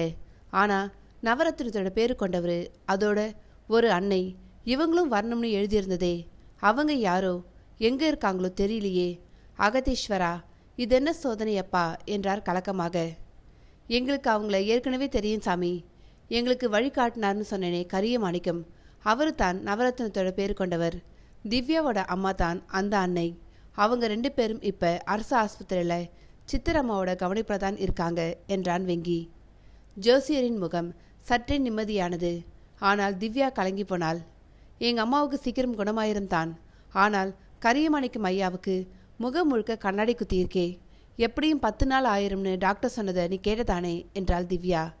அதை பாலாவும் ஆமோதித்தான். என்ன இது, சிக்கலுக்கு மேலே சிக்கலாக இருக்கே என்றான் வெங்கி. அப்படிதான் இருக்கு. இதுவரைக்கும் வழிகாட்டின வனப்பேச்சி நமக்கு திரும்பவும் வழிகாட்டாமலா போயிடுவா என்றான் பாலா. அதுதான் சரி. முதல்ல நீங்கள் எப்படி நித்தியமொழியை அழிக்க வேண்டும் என்ற முறையையும் அதில் யார் யார் என்னென்ன செய்யணுன்ற விவரத்தையும் திட்டமிட்டுக்கோங்க. எப்போவுமே திட்டமிடல் ரொம்பவும் முக்கியம். அதுவும் இது நித்தியமொழி விஷயம். சிறு அலட்சியம் கூட நம்ம உயிருக்கே ஆபத்து என்றார் ஜோசியர். வயிறு பசித்தது. அதனால் வயிற்றை பிடித்து கொண்டான் பாலா. என்னப்பா பசிக்குதா? நான் ஒரு மடையன். காலையில் சாப்பிட்ட பிள்ளைங்களை உட்காந்து வச்சு இத்தனை நேரம் பேசியிருக்கனே. முதல்ல வீட்டுக்கு வாங்கப்பா. என்னால் முடிஞ்சதை போடுறேன், சாப்பிடுங்க என்றார் ஜோசியர் பாலகுரு. அவரது அன்பு நெகிழ வைத்தது. ஐயா, இங்கே ஹோட்டல் என இழுத்தான் வெங்கி. அவனை கைகளால் தடுத்தாள் திவ்யா. இல்லை வெங்கி, நமக்கே தெரியாத ஆயுதம் எப்போ நித்தியமலிக்கு தெரிஞ்சு அவள் அதை எடுக்க பார்க்குறாளோ அப்போவே நாம் உஷாராக இருக்கணும். பௌர்ணமிக்கு இன்னும் 2 நாள் இருக்கிற நிலையில் அவள் உன்னை தன் வசப்படுத்திக்க எது வேண்டுமானாலும் செய்வா. அதனால் நீ வெளியே எங்கேயும் சாப்பிடக்கூடாது, குடிக்கவும் கூடாது என்றால் கண்டிப்பான குரலில். அவள் சொன்னது நியாயமாகப்படவே மூவரும் ஜோசியரின் வீட்டுக்கு சென்றார்கள். அவர்கள் தெருவில் நடக்கும் பொழுது பலத்த காற்று வீசியது. பகல் நேரமே இரவு பொழுது போல இருண்டது. வெங்கியின் கழுத்தில் இருந்த தகடு காற்றில் பறந்தது. நல்ல வேளை அதனை அப்படியே பிடித்து கொண்டாள் திவ்யா. அவளை காற்று உருட்டி தள்ள அந்த தகடை வாங்கி சட்டென வெங்கியின் கழுத்தில் மீண்டும் போட்டான் பாலா. சட்டென காற்று இருள் என எல்லாம் அறைய ஒருவாறு வீடு வந்து சேர்ந்தார்கள். கீரை புளிக்குழம்பு சாதத்தை ஒரு பிடி பிடித்துவிட்டு மீண்டும் அமர்ந்தார்கள். சாமி, நித்தியமலி உங்க வீட்டுக்குள்ளே வந்துட்டா, என்ன செய்ய என்றான் பாலா கவலையாக. கவலைப்படாத, என் மனைவி பிரம்மராட்சசி அம்மனோட பெரிய பக்தை. அவளோட சிலையை வச்சு பூஜை செய்கிறா. எந்த சக்தியாலும் என் வீட்டுக்குள்ளே அடியெடுத்து வைக்க முடியாது. நாம தைரியமாக பேசலாம் என்றார். சாமி, சொரிமுத்தையன் எனக்கு கொடுத்த ஆயுதம் வெள்ளியால் செய்யப்பட்ட வாள். அதை கொண்டு நான் நித்தியமல்லியுடைய கால்களை முதல்ல வெட்டணும். அப்போதான் அவளால் எங்கேயும் போக முடியாது. அதற்கு பிறகு சங்கிலி கருப்பு கொடுத்த ஈட்டியால பாலா அவளோட கைகளை வெட்டும் அதே நேரம் நான் அவளோட நெஞ்சில் இந்த வாளை இறக்கணும். அதோடு அவள் சக்தி அழிஞ்சிரும். ஆனால் அவளோட உடலின் எந்த பாகமும் பூமியில் புதையக்கூடாது. அப்படி புதைஞ்சிருச்சுன்னா அவளுக்கு மீண்டும் 100 ஆண்டுக்குள்ளே சக்தி வருவது மட்டுமல்ல, உருவமும் வந்துடும் என்றான் வெங்கி. பிரமிப்போடு கேட்டிருந்தார் பாலகுரு. உங்களை என்ன சொல்லி பேசுறதுனே எனக்கு தெரியல. இத்தனை சின்ன வயசில் இவ்வளோ பெரிய விஷயங்களை பேசுகிறீங்க. ஆபத்துன்னு தெரிஞ்சும் செய்ய தயாராக இருக்கீங்க. எல்லாம் கடவுள் செயல். ஆனா தம்பி, எப்படி இத்தனை நுணுக்கமான விஷயங்கள் தெரியும் உங்களுக்கு என்றார். ஆமாம் வெங்கி, இதெல்லாம் எங்களுக்கு தெரியவே இல்லையே. உனக்கு மட்டும் எப்படிடா தெரிஞ்சுது என்றான் பாலா.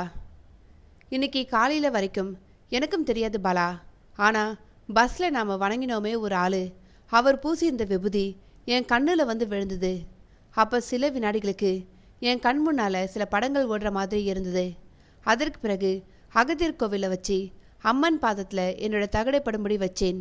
அப்போ இன்னும் நிறைய விஷயங்கள் தெரிஞ்சுது. நாம் நித்தியமல்லியை கட்டுறதுக்கு என்ன செஞ்சோம்னு எனக்கு தெளிவாக தெரிஞ்சு போச்சு. போன தடவை முதல்ல அவள் காலை வெட்டாமல் நெஞ்சை நான் வெட்டினதால தான் அவள் அங்கேயும் இங்கேயும் ஓடி நமக்கு பல காயங்களை ஏற்படுத்திட்டா. நல்ல வேலையா செம்மலர் ஓடி வந்து அவள் கண்ணில் அம்பை சேர்க்கவே நம்மால் அவளை கட்ட முடிஞ்சுது. ஆனாலும் அவளால் ஏற்பட்ட காயத்தால் நாம் துடிச்சு செத்தோம் என்றான். கேட்கவே பயங்கரமாக இருக்க பாலாவின் உடல் ஒரு முறை தூக்கி போட்டது. திவ்யா ஓவென அழுதே விட்டாள். அவளை சமாதானப்படுத்தினான் பாலா. எல்லாமே ஏதோ ஒரு கனவு போல எனக்கு மனசுக்குள்ளே வந்து போகுதுனா, என்னால் தாங்க முடியலையே என நெஞ்சடிக்க விம்மினாள். திவ்யா ப்ளீஸ் கொஞ்சம் திடமாயிரு. நீ இப்போ செம்மலர் இல்லை. இதோ பாரு, வெங்கி நல்லா இருக்கான், நானும் நல்லா இருக்கேன். நமக்கு இதுக்கெல்லாம் நேரமில்லை தங்கச்சி. சமயம் குறைவாக இருக்குமா என மென்மையாக பேசினான் பாலா. அவர்களை பார்த்தால் சிறிது காலமே அவர்களுக்குள் பழக்கம் என்பது போல இல்லை. ஒரே தாயின் வயிற்றில் பிறந்து பல ஆண்டு காலம் அண்ணன் தங்கையாக வாழ்ந்தவர்கள் போல இருந்தது. தலையை உலுக்கி கொண்டான் வெங்கி. திவ்யாவும் சற்றே சமாதானமானாள். ஜோசியர் தவித்து கொண்டிருந்தார். தம்பிகளா, நீங்கள் யாரை பஸ்ஸில் வச்சு பார்த்தீங்க? விவரமாக சொல்லுங்கப்பா என்று படபடுத்தார். நாங்கள் பயணம் செய்யும் பொழுது எங்களை நித்தியமல்லி வசியப்படுத்த பார்த்தா. ஆனால் பஸ்ஸில் நெத்தி நிறைய விபூதி பூசி பெரிய குங்குமம் வச்சு ஒரு ஆள் எங்களை காப்பாற்றினார். அவரோட விபூதி தான் என் கண்ணில் விழுந்தது. அந்த ஆள் எப்படி இருந்தார்? வயசானவரா? இல்லை சாமி, இளமையாத்தான் இருந்தார். பெரிய மீசை. ஆனால் கண்ணில் அப்படி ஒரு கருணையும் அமைதியும். எப்படியும் 6 அடிக்கு மேலே உயரம் இருப்பார்னு நினைக்கிறேன். முகம் ரொம்ப அழகான முகம். வீரமும் கருணையும் தெரிஞ்சுது என்றான் வெங்கி. அவன் முடிக்கும் முன் 2 கரங்களையும் உயர தூக்கி வணங்கினார் ஜோசியர் பாலகுரு. ஐயா சாமி, சொரிமுத்தையனாரே, உன் குழந்தைகளை காப்பாற்ற நீயே வந்தியா என் ஜாமி என்றார். அவரது கண்களிலிருந்து கண்ணீர் வழிந்தொடியது. மெய் சிலித்தது பாலாவுக்கு. திவ்யாவால் பேசவே முடியவில்லை. வந்தது சொரிமுத்தையனார்னு எப்படி சொல்றீங்க சாமி? அது சங்கிலி கற்பனா கூட இருக்கலாமே என்றான் வெங்கி. இல்லைப்பா, சங்கிலி கற்பை பற்றி உனக்கு தெரியல, அதான் கேட்குற. அவர் ராமரோட மகனப்பா, அதனால நாமந்தான் போடுவார். சொரிமுத்தையன் அந்த சிவன் மகன், அதனால பட்டையா விபூதி போட்டு அம்மா பார்வதி நினைவா குங்குமமும் பூசுவாரப்பா என்றார். எங்களை அந்த சாமி தான் காப்பாத்துச்சு. சொரிமுத்தையனாரே, மற்ற விஷயங்களையும் தெரிய வச்சிருப்பா. ஏன்னா இன்னமும் சில விஷயங்கள் எங்களுக்கு தெரியலையே என்றான் பாலா. உதாரணமா செம்மலருக்கு பிரம்மராட்சசி அம்மன் கொடுத்த அம்புகள் எங்கே? இப்போ அதோட நித்தியமல்லிய சிங்கம்பட்டி காட்டு பங்களாவுக்கு எப்படி வரவழைக்க? இதுக்கெல்லாம் நமக்கு பதில் தெரியல. ஆனால் கால அவகாசம் மட்டும் குறைஞ்சிக்கிட்டே வருதே என்றான் வெங்கி கவலையாக. அதுதான் எனக்கும் கவலையாக இருக்கு. நல்லா யோசிச்சு பாருங்க. வேறு ஏதாவது விஷயம் நீங்கள் மறந்துட்டீங்களா என்றார் ஜோசியர். சிந்தனையில் ஆழ்ந்தனர். வரிசையாக யோசித்து கொண்டே வந்தான் வெங்கி. பாபநாசம் காட்டில் கன்னிமார் துறையில் நடந்தது முதல் கோவிலில் கரிய மாணிக்கத்தை சந்தித்தது வரையில் வந்து போக ஒரு இடம் இடறியது. சென்னையில் தான் நாங்கள் கரிய மாணிக்கத்தை சந்தித்தோம். அப்பொழுது அவர் என்ன சொன்னார்? நாங்களும் அப்பொழுது ஏதோ பெருமாள் கோவில் பற்றியளவா பேசிக்கொண்டிருந்தோம். ஏதோ ஒரு காடு என்று வருமே, அந்த பெருமாள் கோவிலுக்கு நாங்கள் இன்னமும் போகவே இல்லையே. அது என்ன கோயில்? அவருக்கே ஃபோன் செய்து கேட்டால் என்ன என யோசித்தான் வெங்கி. என்னடா, நாம் ஒரு கோவிலை வச்சு தானே கரியமாணிக்கம் சாரை முதலாக பார்த்தோம். அப்போ ஏதோ ஒரு காட்டு கோவிலுக்கு போகணும்னு நாமளும் பேசிக்கிட்டு இருந்தோம். அவரும் வந்தாரே, நினைவு இருக்கா உனக்கு? அந்த கோவிலுக்கு இதுவரையில் நாம் போகவே இல்லையே என்றான் வெங்கி. சட்டென சொடுக்கு போட்டான் பாலா. ஆ, நல்லா நினைவு இருக்கு. நாம் ஒரு பெருமாள் கோவில் பற்றி பேசிகிட்டு இருந்தோம். அது ஏதோ காடு, களக்காடுன்னு நினைக்கிறேன் என்றான். களக்காடா? நல்ல நினைவு இருக்கா? ஏன் கேட்குறேனா, அங்கே தான் காட்டுக்குள்ளே அழகிய பெருமாள் கோவில் இருக்கு என்றார் ஜோசியர். அழகிய பெருமாள் பேரை சொன்ன அதே நேரம் ஒரு வினாடி காற்று அப்படியே நின்றது போல ஆகிவிட்டது. சுவாசிக்க தேவையான காற்று கூட கிடைக்கவில்லை நால்வருக்கும். மூச்சு விட முடியாமல் திணறினார்கள் அவர்கள். நேரம் ஆக ஆக காற்றே இல்லாத வெற்றிடம் போல ஆனது அந்த அறை. அத்தியாயம் 29. ஜோசியர் பாலகுருவின் வீட்டில் சுத்தமாக காற்றே இல்லாமல் போனது போல ஆகிவிட்டது. சுவாசிக்க முடியாமல் என்ன செய்வது, என்ன நடக்கிறது என்பது தெரியாமல் தவித்துக் கொண்டிருந்தனர் நால்வரும். அதிலும் ஜோசியர் வயதானவர் பாவம். அவரது கண்கள் வெளியே பிதுங்க தொடங்கிவிட்டன. பாலாவோ மயக்க நிலையை அடைந்து கொண்டிருந்தான். சட்டென முடிவெடுத்தாள் திவ்யா. தனது மூச்சு முட்டலை அலட்சியப்படுத்தி அந்த வீட்டிலிருந்த சாமியாரியை நோக்கி முடிந்த மட்டும் வேகமாக போனாள். ஆனால் அவளால் நகரவே முடியவில்லை. கத்த நினைத்தால் ஏதோ பந்து போல தொண்டையை அடைத்தது. இன்னும் சிறிது நேரம் இப்படியே இருந்தால் போய் சேர வேண்டியதுதான். கோடாக மூக்கிலிருந்து ரத்தம் வழிய தொடங்கியது திவ்யாவுக்கு. ஆனாலும் வெங்கியையும் பாலாவையும் காப்பாற்றியே ஆக வேண்டும் என்ற உத்வேகம் அவளை உந்தியது. வனப்பேச்சி சங்கிலி கற்பா சொரிமுத்தினாரே என மந்திரம் போல சொல்லியபடி ஊர்ந்தாள். கதவு வருவதற்குள் அவர்களுக்கு ஏதேனும் ஆகிவிடக்கூடாதே என்கிற பயம். அம்மா வனப்பேச்சி, ஏற்கனவே 2 பேர் ஆஸ்பத்திரியில் ரொம்ப முடியாமல் இருக்காங்கம்மா. பாவம் ஜோசியர், எங்களுக்கு உதவி செஞ்ச பாவத்துக்கு அவரோட உசுரும் போகணுமா தாயே என மனதுக்குள் கதறினாள். கால்களுக்கு சற்றே சக்தி உண்டாக சட்டென பாய்ந்து அந்த பூஜை அறை கதவை திறந்தாள். திறந்ததுமே குளிர்ந்த காற்று அவளது சுவாசத்தை தழுவியது. வாயை திறந்து காற்றை குடித்தவாறே அங்கிருந்த பிரம்மராட்சசி அம்மன் சிலையை பயபக்தியோடு தூக்க முயற்சி செய்தாள். அதே நேரம் அகதீஸ்வரா என்ற ஜோசியரின் அலறல் கேட்க அப்படியே அமர்ந்து விட்டாள். பாவம் ஜோசியர், எங்களுக்கு உதவ போய் இப்படி அநியாயமாய் இறந்து போய் விட்டாரே என அழுதவாறே மீண்டும் கூடத்துக்கு வந்தாள் திவ்யா. அங்கே அவள் கண்ட காட்சி. ஜோசியர் தரையில் கிடந்தார். வெங்கியும் பாலாவும் அவரை நோக்கி குனிந்திருந்தனர். என்ன ஆச்சு வெங்கி என்று பதறியபடி பயத்தோடு அருகில் சென்றாள் திவ்யா. ஜோசியரின் கண்கள் மூடியிருந்தாலும் ஏறி இறங்கும் அவரது மார்பு உயிர் இருக்கிறது என்பதை உறுதிப்படுத்தியது. ஆனால் கழுத்திலிருந்து இரத்தம் மெல்லிய கோடாய் வழிந்து கொண்டிருந்தது. அப்பொழுது மஞ்சள் பூசிய முகமும் சற்றே குண்டான உடலமைப்பும் உள்ள ஒரு பெண் வந்தாள். என்னாச்சு இவருக்கு என்றாள். அவரது குரலில் அதிகாரம். அவளை கண்டதும் திவ்யாவுக்கு அழுகை பெருகியது. அம்மா என்ற அலறலுடன் கட்டிக்கொண்டாள். அந்த பெண்மணியும் தட்டி கொடுத்து சமாதானப்படுத்தினாள். அம்மா, நாங்கள் பேசிக்கிட்டு இருந்தோம். களக்காடு பெருமாள் கோவில் பற்றி ஐயா சொல்லிக்கிட்டு இருக்கும் பொழுதே காற்றே இல்லாமல் போச்சு. எங்களுக்கு கண்ணெல்லாம் இருட்டிக்கிட்டு வந்தது. அப்போ திடீர்னு கத்திக்கிட்டே ஜோசியர் கீழே விழுந்துட்டாரம்மா. கண்ணே திறக்கல. கழுத்தில் இருந்து ரத்தம் வருது. பயமாக இருக்குமா? எங்களால் அவருக்கு இந்த நிலை வந்துட்டுதே என்று கதறி நான் வெங்கி. அவனை அமைதியாக ஒரு பார்வை பார்த்தாள் அந்த அம்மாள். எதுவும் பேசாமல் குனிந்து ஜோசியரை பார்த்தாள். சாமி அறைக்குள்ள சென்று ஏதோ வேர்கள் காய்ந்த பச்சிலைகளை கொண்டு வந்தாள். வேரை எடுத்து மூக்கில் காட்ட மெல்ல கண்கள் திறந்தார் ஜோசியர். பச்சிலையை கழுத்தில் வைத்து கட்டினாள் அந்த அம்மாள். சிறிது நேரத்தில் எழுந்து அமர்ந்து கொண்டார் ஜோசியர். நீ எப்படி இங்கே வந்த பேச்சியம்மா? நீ திருநெல்வேலிக்கு உன் தம்பி வீட்டுக்கெல்லாம் போயிருந்த என்றார் ஜோசியர். அப்பொழுது தான் அந்த அம்மாள் ஜோசியரின் மனைவி என தெரிந்தது அவர்களுக்கு. அங்கதான் போனேன். ஆனால் அதைவிட முக்கியமான வேலை இங்கே இருக்குன்னு மனசுக்குள்ள அம்மன் உத்தரவு கொடுத்தா, அதான் வந்தேன். இவங்க 3 பேரும் தானா என்றாள். ஆம் என தலையசைத்தார் ஜோசியர். நித்தியமலி ரொம்ப பலமாக எதிர்க்கிறா, ரொம்பவே எச்சரிக்கையாக இருக்கணும். வனப்பேச்சோட அண்ணன் கோவிலுக்கு போயிட்டு வாங்க, எல்லாம் சரியாக போகும். முதல்ல 3 பேரும் இந்த மூலிகை கலந்த தண்ணியை குடிங்க, கொஞ்சம் அதிர்ச்சி விலகும் என்று வாசனையாக இருந்த தூய நீரை கொடுத்தாள். ஆவலோடு வாங்கி பருகினர். பின், ஐயா, நீங்க களக்காடு பெருமாள் கோவில் அழகிய என்று சொல்லிவிட்டு பயத்தோடு சுற்றுமுற்றும் பார்த்தான் பாலா. அவனை சமாதானப்படுத்தினாள் திவ்யா. இனிமே பயமில்லை அண்ணா, நாம தைரியமா திட்டம் போடலாம் என்றாள். நானே கேட்கணும்னு நினைச்சேன். என்ன ஆச்சு ஐயா உங்களுக்கு? எப்படி நமக்கு சுவாசிக்க காத்து கிடச்சிது என்றான் வெங்கி ஆர்வமாக. நான் ஒன்றுமே செய்யலப்பா. காலங்காலமா ஆண்களை ஆபத்திலிருந்து காப்பாற்றுற பெண்ணோட சக்தி தான் இப்போவும் நம்மை காப்பாத்துச்சு என்று சொல்லிவிட்டு திவ்யாவை பார்த்தார். எதுவும் பேசாமல் அமர்ந்திருந்தாள் அவள். ஐயா, ஆமாப்பா, திவ்யா தான் நம்மை காப்பாத்தினா. நம்ம சுவாசிக்க முடியாமல் திணறும் பொழுது நம்மை எப்படியாவது காப்பாற்றணுன்ற எண்ணம் அவளுக்கு வலு கொடுத்தது. எப்படியோ கஷ்டப்பட்டு சாமியாரை கதவை திறந்துட்டா. அங்கத்தான் என் மனைவி பேச்சு பூஜிக்கிற பிரம்மராட்சேஸ்வரர் சிலை இருக்கே, அதுல இருந்து வெளியேறின சக்தி நித்தியமலி ஏற்படுத்தின காற்றுக்கட்டை அவிழ்த்து விட்டுடுச்சு. அதை தாங்க முடியாத அவ என் கழுத்துல தன் நகத்தால குத்திட்டு போயிட்டா. நல்ல வேளை பேச்சியம்மா வந்து என்ன காப்பாத்தினா, இல்லனா என் கதி என்ன ஆகியிருக்குமோ என்றார். 2 பெண்கள் சேர்ந்து 3 ஆடவர் உயிரை காப்பாற்றியிருக்கிறார்கள். நன்றியோடு திவ்யாவை நோக்கினார்கள். ஏதோ பேச வாய் எடுத்த வெங்கியை அதட்டினாள் திவ்யா. இப்ப இந்த பாராட்டு பேச்சுக்கெல்லாம் இடமல்ல வெங்கி, நமக்கு சமயம் ரொம்ப குறைவா இருக்கு. முதல்ல நாம பெருமாள் கோவிலுக்கு போகணும் என்றாள். ஆமா தம்பிகளா, இந்த பிள்ளை சொல்றதும் உண்மைதான்.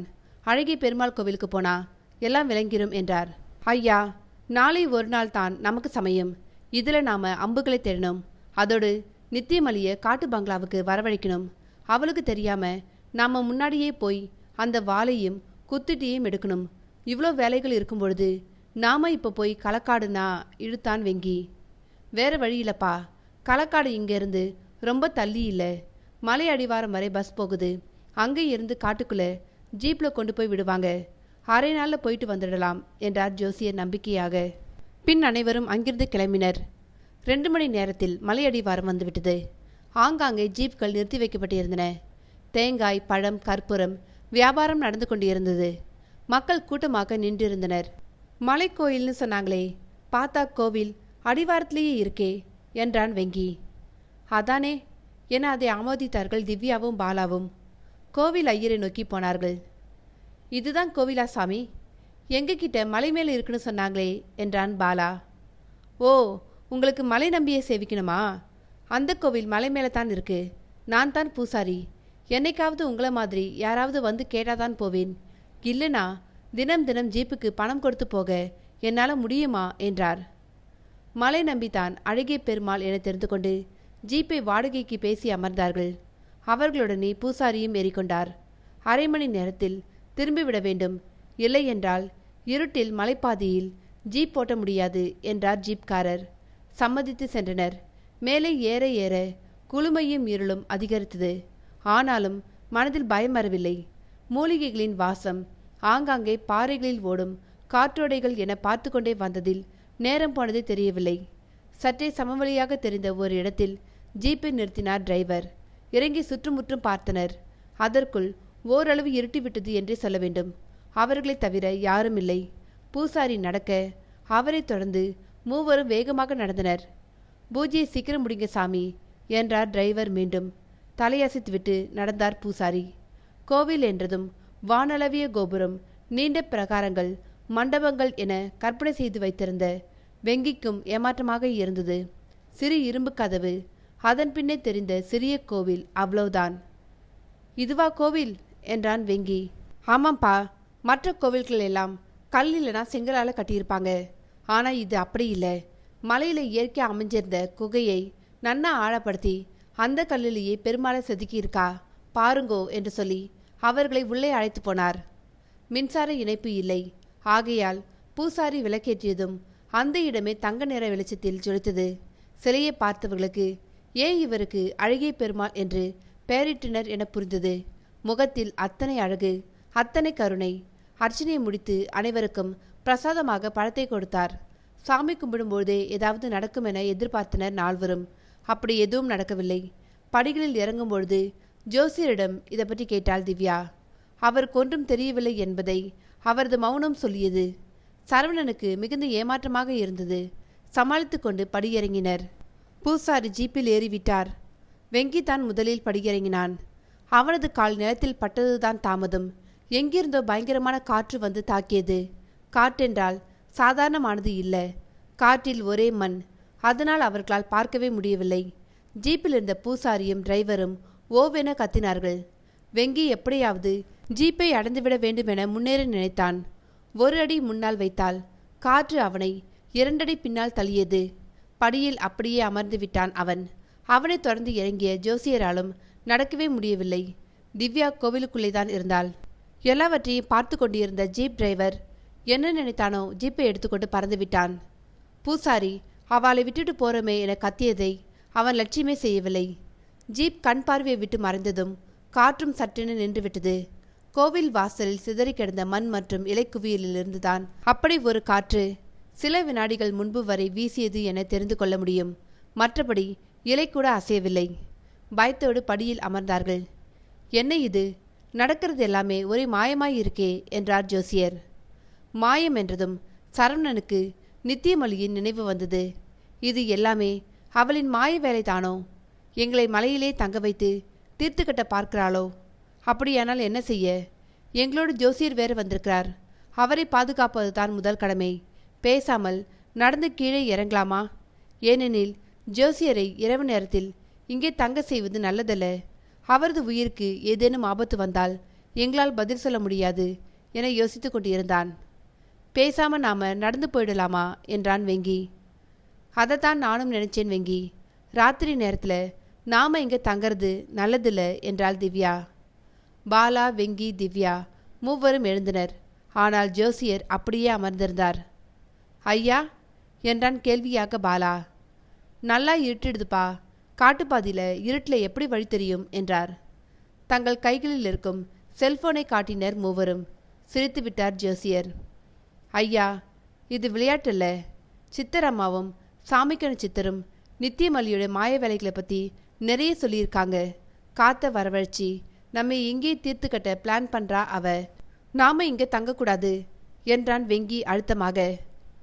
இது நித்தியமல்லியோட மாய வேலையா இல்லை மாயக்கண்ணனோட லீலையான்னு நமக்கு தெரியாதுப்பா. என்னதான் நித்தியமல்லி மாயக்காரினாலும் அவளால் கோவிலுக்குள்ளே எதுவும் செய்ய முடியாது. அதனால நாம கோவிலுக்குள்ளே தங்குவோம், காலையில் பார்த்துக்கலாம் என்றார் முடிவாக. அரைமனதோடு சம்மதித்தனர் இளைஞர்கள். காலையில் பார்த்துக்கலாம்னு ஜோசியர் நம்பிக்கையோடு சொல்கிறாரு. காலையில் வரைக்கும் உசுரோடு இருந்தா பார்ப்போம் என்றான் வெங்கி. மெல்ல மெல்ல மாலை மயங்கி இரவு நேரம் வர ஆரம்பித்தது அந்த அத்துவான காட்டில்.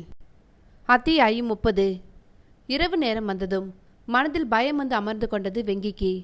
ஏதோ ஒரு குருட்டு தைரியத்தில் இங்கே தங்கிவிட்டோம். சரியான காடு போல தெரிகிறது. ஏதேனும் வனவிலங்குகள் வந்தால் என்ன செய்ய? அது கூட பரவாயில்லை. கோவில் கதவை சாத்திவிட்டால் பாதுகாப்புதான். இது போன்ற காடுகளில் பல தீயவர்கள் தங்கியிருக்கலாம். அவர்களால் திவ்யாவுக்கு ஏதேனும் ஆபத்து வந்தால்? தெய்வமே எங்களை காப்பாற்று என மனமாற வேண்டினான். ஆனால் பாலாவுக்கோ இல்லை மற்ற இருவருக்குமோ இது போன்ற கவலைகள் இருப்பதாக தெரியவில்லை. அவர்கள் பாட்டுக்கு பேசிக் கொண்டிருந்தனர். நாளை பௌர்ணமி என்பதை நிலவு சொல்லாமல் சொல்லியது. அது வேறு கவலையே அதிகரித்தது வெங்கிக்கு. நாளை முழு நிலவு வானத்தின் உச்சியில் வருவதற்குள் நாங்கள் என்னென்ன செய்ய வேண்டும்? வாளியும் குத்திரியும் கண்டுபிடிக்க வேண்டும். சிவகாமி அம்மாளும் கரிய மாணிக்கமும் வர வேண்டும். எல்லாவற்றுக்கும் மேலாக பிரம்மராட்சசி அம்மன் கொடுத்த அம்புகள், அவைகளை பற்றி இன்னமும் எதுவும் தெரியவில்லை. இது எல்லாமே நடந்துவிட்டது என்று வைத்துக்கொண்டால் கூட நித்தியமல்லியையும் பொன்வண்டையும் அந்த காட்டு பங்களாவுக்கு எப்படி வரவழைப்பது? யோசிக்க யோசிக்க குழப்பம் அதிகமானதே தவிர குறையவில்லை. மெல்லிய வாசனை வருவது போல தோன்றியது. மனதுக்கு இதம் தரும் மனம் அது. அவனையும் அறியாமல் கண்கள் மூடி நீண்ட நித்திரைக்கு போனான் வெங்கி. மற்றவர்கள் என்ன செய்கிறார்கள் என்பதை கூட அவனால் கவனிக்க முடியாத அளவு உறக்கம் அவனை ஆழ்த்தியது. கண்கள் திறந்தபொழுது கரிய நிறத்தில் ஒருவர் அழகே உருவாக நின்றிருந்தார். அவரது அருகில் திவ்யா, ஜோசியர், பாலா என மூவரும் நின்றிருந்தனர். புரியாமல் விழித்தான் வெங்கி. நீங்க தேடுற அம்புகள் இருக்கிற இடமும் நித்தியமலிய காட்டு பங்களாவுக்கு வரவழைக்கிற வழியும் தானே உங்களுக்கு தெரியணும் என்றார் அவர். அவரை பார்க்கவே பரவசமாக இருந்தது. அழகென்றால் அப்படி ஒரு அழகு. ஆமா சார். சரி, அப்போ என் பின்னாடி வாங்க என்று சொல்லிவிட்டு விடுவிடுவென நடக்க ஆரம்பித்தார். இரவு நேரத்தில் இப்படி கூட்டிட்டு போறீங்களே என கேட்க நினைத்தான். ஆனால் எதுவும் பேசாமல் பின்னால் நடந்தான் வெங்கி. அவனை மற்றவர்கள் பின்தொடர்ந்தனர். கோவிலுக்கு வெளியே சற்று தூரம் மலையேற்றத்தில் ஏறினார்கள். அங்கே ஒரு மரம் தனியாக தெரிவது போல தோன்றியது. அதை நோக்கித்தான் அந்த நபரும் நடந்தார். இதில் ஏறு என்றார் பாலாவை நோக்கி. அவன் திகைத்து போனான். நான் வேணும்னா ஏறவா சார்? அவனுக்கு மரம் ஏற தெரியாது என்றான் வெங்கி. அவனை விழித்து பார்த்தார் அந்த மனிதர். அவரது நீண்ட பெரிய விழிகளில் நான் சொன்னதை மட்டும் தான் நீங்க செய்யணும். பாலா என்றார். தயங்கி தயங்கி மரத்தின் அருகில் சென்றான் பாலா. என்ன தோன்றியதோ தெரியவில்லை. ஏற ஆரம்பித்தான். கிளைகள் எல்லாம் வாகாக வளைத்து கொடுப்பது போல தோன்றியது. ஒரு குறிப்பிட்ட உயரம் வந்ததும் போதும் என்றார் அந்த நபர். நீ உட்கார்ந்திருக்க இடத்துக்கு பக்கத்தில் ஒரு பொந்து இருக்கா பாரு. இருந்தது. அதில் கையை விடு. தயங்கினான் பாலா. மரப்பொந்து. அதில் என்ன இருக்குமோ?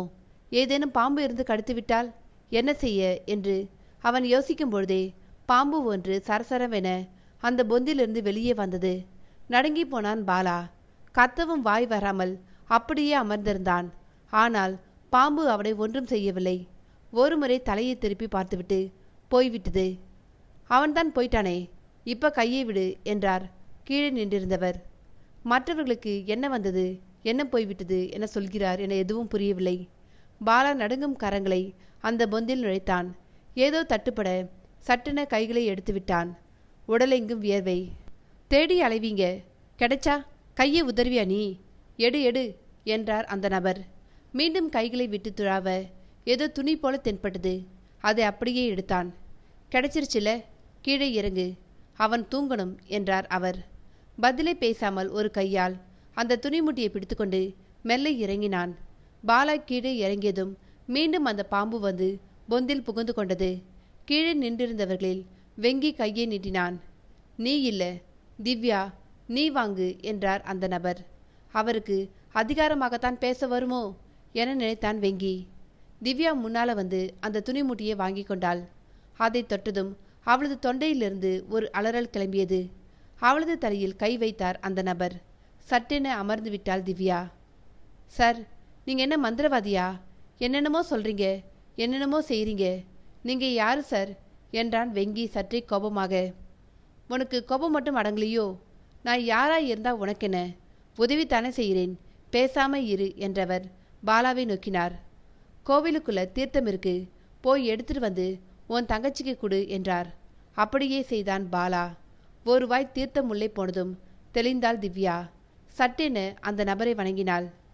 நீங்க யாரு என்னன்னு தெரியல, ஆனா இதுக்குள்ளே என்ன இருக்குன்னு எனக்கு தெரிஞ்சிருச்சு. பிரம்ம ராட்சசி அம்மன் கொடுத்த அம்புகளை நான் இந்த மரத்துல தான் மறைச்சு வச்சேன். இது என்னோட புடவை முந்தானை. எனக்கு நல்லா நினைவு வந்துடுது. ஆனா இத்தனை வருஷம் காத்து மழை எல்லாத்தையும் தாங்கிக்கிட்டு எப்படி இந்த துணி மூட்டை அப்படியே பத்திரமா இருந்ததுன்னு தான் தெரியல என்றாள். நாகன் காவலாய் இருந்தானே, அதனால தான். சரி சரி, அம்பு கிடைச்சிருச்சுல, இனிமே அடுத்ததை பார்ப்போம் என்றார். அதுவரையில் அமைதியாக இருந்த ஜோசியர் வாயை திறந்தார். அம்பு கிடைச்சி என்ன பிரயோஜனம்? நித்தியமல்லியை வரவழைக்கணும். அதுவும் போக காட்டு பங்களாவில் வாளும் குத்துடியும் எங்கே இருக்குன்னு எப்படி கண்டுபிடிக்க? இன்னும் ஒரு நாள் கூட முழுசா இல்லையே. நாளை ராத்திரி இந்நேரத்திற்கு நித்தியமல்லியை அழிச்சிருக்கணும். நினைச்சாலே கலக்கமாய் இருக்கு என்றார். மற்றவர்களுக்கும் அதே கலக்கம்தான். உங்களுக்கெல்லாம் நம்பிக்கை போதாது, கடவுள் மேல நம்பிக்கை வச்சா முழுசா வைக்கணும். இதுவரையில நடந்தது எல்லாம் நீங்களாவா செஞ்சீங்க? எல்லாம் கடவுள் அருளால் தானே நடந்தது. இல்ல இனியும் ஏன் அப்படி நடக்காதுன்னு நினைக்கிறீங்க என்றார் அவர். சாரி சார், தெரியாம பேசிட்டோம். அடுத்தது என்னன்னு சொல்லுங்களேன் என்றான் வெங்கி பணிவாக. சரி, இப்ப என்ன? உங்களுக்கு நித்தியமல்லியை வரவழைக்கிற வழி தெரியணும் இல்லையா என்றார். ஆனால் பதிலுக்கு காத்திராமல் அவரே பேச ஆரம்பித்தார். வெங்கடேஷ், இதுக்கு நீதான் முக்கிய தேவை. நித்தியமல்லி நீ கூப்பிட்டா மட்டும்தான் வருவா. நாளைக்கு அவ உன்னோட சேரணும்னு திட்டம் போட்டுக்கிட்டு இருக்கா. அதுக்கான இடத்தையும் அவ தேர்ந்தெடுத்துட்டா. அவ தேர்ந்தெடுத்த இடமும் காட்டு பங்களா தான். ஆனா அவ உன்னை அழைக்கிறதுக்கு முன்னால நீ அவளை அழைக்கணும். நீ அழைக்கிறது அவ கூட சேரத்தானு அவ நம்பணும். அப்படி அவ வந்ததும் நீங்க உங்க தாக்குதலை ஆரம்பிக்கலாம். ஆனா இதுல ஒரு விஷயம் நீங்க நல்லா கவனிக்கணும். சொல்லுங்க சார். நீ அவளை கூப்பிட்டது அழிக்கிறதுக்காகத்தான், கூடலுக்காக இல்லைன்னு நித்தியமலிக்கு தெரிஞ்சதுமே அவளுக்கு பயங்கரமா கோபம் வரும். அந்த கோபத்துல அவன் உசிரை எடுக்க நினைப்பா. அதனால வெங்கடேஷ், நீ நாளைக்கு அவளை கூப்பிடும் பொழுது உயிர் தியாகம் செய்யவும் தயாராக இருக்கணும். அதுக்கு நீ தயாரா என்றார். சற்று யோசித்தான் வெங்கி. அனைவரது வாழ்க்கைக்கும் ஏதாவது அர்த்தம் இருக்கும். நான் கடவுளால் இந்த நல்ல காரியத்துக்காக தேர்ந்தெடுக்கப்பட்டிருக்கிறேன். இதில் என் உயிர் போனால்தான் என்ன? மனித குலத்துக்கே நன்மை செய்யும் பெரும் பணியில் என் உயிர் போனால் அது எனக்கு பெருமை தானே. ஒருவேளை நான் உயிர் தியாகம் செய்த பிறகும் நித்தியமொழியை கட்ட முடியவில்லை என்றால் என்ன செய்ய? என்ன யோசிக்கிற? இல்லை, நான் உயிர் தியாகம் செய்ய தயார்தான். ஆனா அதுக்கு பிறகு நித்தியமொழியை அழிக்க முடியலனா? நல்ல கேள்விதான். அதுக்கு திவ்யாவும் பாலாவும் தான் பதில் சொல்லணும் என்றார் புதிராக. எங்களால் என்ன பதில் சொல்ல முடியும் சார்? வெங்கி இல்லாத வாழ்க்கை எனக்கு தேவையே இல்லை என்றாள் திவ்யா. சபாஷ், இதை நீ எப்பவுமே மனசுல வச்சுக்கோ. ஒருவேளை வெங்கடேஷ் உயிர் தியாகம் செஞ்சுட்டான்னு வச்சுக்கோங்க. அப்ப திரசித்தத்தோடு உங்க 2 பேராலையும் நித்தியமல்லியோட போராட முடியுமா? நிச்சயமாக போராடுவோம் சார். ஏன்னா என் நண்பனோட தியாகம் வீண் போகக்கூடாது என்றான் பாலா உணர்ச்சியுடன். அவர்களை நோக்கி சிரித்தார் அவர். நல்லது, இப்ப நான் வழிமுறையை சொல்றேன். கோவிலுக்குள்ள போய் உட்கார்ந்து பேசுவோம் என்று அந்த நபர் அவர்களை முன்னால் போக சொல்லிவிட்டு தான் அடி எடுத்து வைத்தார். அவர் அந்த இடத்தை விட்டு நகர்ந்ததும் ஒரு பெரிய கிளை அப்படியே முறிந்து விழுந்தது. அவர்கள் அதன் கீழே நின்றிருந்தால் அவர்கள் கதி அதோ கதிதான். திரும்பி பார்க்காம போங்க என்றார். அப்படியே செய்தனர். கோவிலுக்குள் அவரை சுற்றி வட்டமாக அமர்ந்து கொண்டனர். நாளைக்கு மதியமே நீங்க காட்டு பங்களாவுக்கு போயிருங்க. போகும்பொழுது வனப்பேச்சியம்மன் கோவிலில் இருந்து பிடிமண் எடுத்துட்டு போங்க. அங்க உங்க கண்ணுல முதல்ல வாள்படும். வெங்கடேஷ், நல்லா நினைவுபடுத்தி பாரு. நீயும் பாலாவும் முதலில் கன்னிமாத்துறைக்கு போய் நித்தியமல்லியோட வசியத்துக்கு ஆட்பட்டு அவ கட்ட அவுத்து விடும் பொழுது ஒரு வாள் உங்க கண்ணில் பட்டது. அதை எடுக்கணுமான்னு கூட நீ அவளை கேட்ட. நல்லா நினைவுபடுத்திக்கோ என்றார். அவர் பேசவே பாலாவுக்கும் வெங்கிக்கும் நன்றாக நினைவு வந்துவிட்டது. அந்த பங்களாவின் கூடத்தில் மாடிப்படிக்கு எதிர்ப்பக்கம் இருந்த சுவரில் ஒரு வாள் தொங்கிக் கொண்டு இருந்தது நினைவுக்கு வந்தது. ஆமா சார் என்றனர் இருவரும். அதுதான் சொரிமுத்தையன் உங்களுக்கு கொடுத்த வாள். அதை எடுத்துக்கப்பா. வெங்கி, நீ அதை தொட்டதுமே குத்திட்டு இருக்கிற இடம் உங்களுக்கு தெரிய வரும். அதையும் எடுத்து வச்சுக்குங்க. இப்ப அம்பும் கிடைச்சிருச்சே. 3ஐயும் ஒன்னா வச்சு கரிய மாணிக்கமும் ஜோசியரும் பூஜை செய்யட்டும். வனப்பேச்சி கோவிலிருந்து எடுத்த பிடிமண்ணை அது மேல தடவுங்க. அப்ப அந்த ஆயுதங்களை உங்களால தடையில்லாம பயன்படுத்த முடியும். அதன் பிறகுதான் ஜோசியரே உங்க வேலை என்றார். திருக்கிட்டார் ஜோசியர். நான் என்ன செய்யணும்? உங்க வீட்டில் பிரம்மராட்சசி அம்மன் சிலைக்கு பின்னால ஒரு ஓலைக்கட்டு இருக்குல்ல? வியப்புக்கு மேல் வியப்பு அனைவருக்கும் இருக்கு. ஆனா அது எடுக்கவே கூடாதுன்னு இல்லை எங்க அப்பா, அவருக்கு அப்பா எல்லோரும் சொல்லி வச்சிருக்காங்க. அதேதான், அதை படிக்க வேண்டிய காலம் வந்தாச்சு. நீ அதை படி. அதுல சில குறிப்புகள் இருக்கும். அதுபடி நீ செய்யணும். அதன் பிறகு வெங்கடேஷ்குமார் கூடத்தோட நடுமயத்தில் உட்கார்ந்து நித்தியமல்லிய மனதால நினைக்கணும். அதுவும் எப்படி? உன்னோட நான் சேர நேரம் வந்தாச்சு. எனக்கு திவ்யா தேவையில்லை. நீதான் வேணும்னு அவன் மேல சொல்லிக்கிட்டே இருக்கணும். அப்ப அவ வருவா. அதன் பிறகு நடக்க போறது உங்களோட மன உறுதியில் தான் இருக்கு என்றார். மனதினுள் ஏராளமான பயம். இவர் சொல்வது எல்லாமே மிக எளிதாகத்தான் இருக்கிறது. ஆனால் செய்யும் போதெல்லவா கஷ்டம் தெரியும் என யோசித்தனர். எங்க எல்லாரையும் பத்தி தெரிஞ்சு வச்சிருக்கீங்க. ஆனா உங்களை பத்தி எதுவுமே சொல்ல மாட்டேங்கிறீங்களே. சொல்லுங்க, நீங்க சித்தரா மந்திரவாதியா என்றான் வெங்கி. எப்படி வேணும்னாலும் வச்சுக்கோ. உலகத்திலேயே பெரிய மாயக்காரன் நான் என்றார் அந்த நபர். அவர்கள் பேசாமல் அவரை பார்த்த வண்ணம் இருந்தனர்.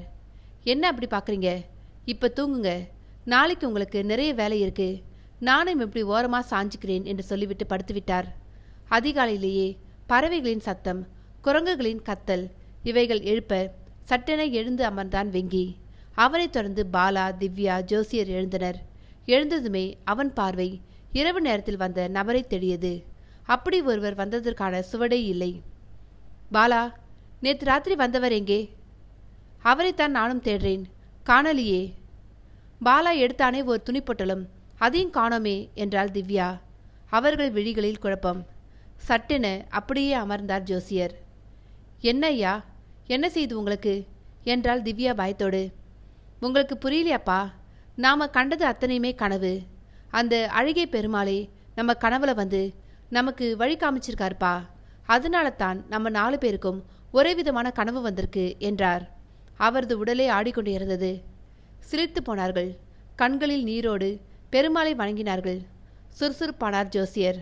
சாமி சொன்ன மாதிரி நமக்கு நிறைய வேலை இருக்குப்பா. முதல்ல பாலா, நீ போய் அந்த அம்புகளை எடு. அதை திவ்யா வாங்கிக்கிட்டும். நாம கீழே இறங்கி நேரே எங்கள் வீட்டுக்கு போய் சாமி சொன்ன சுவடிக்கட்டை எடுத்து படிக்கிறேன். அப்புறம் என்ன செய்யலாம்னு யோசிப்போம். புறப்படுங்க. பாலா, முதல்ல போய் அந்த மரத்தில் இருந்து அம்புகளை எடு. திவ்யா, நீ அதை வாங்கிக்கோ என்றார்.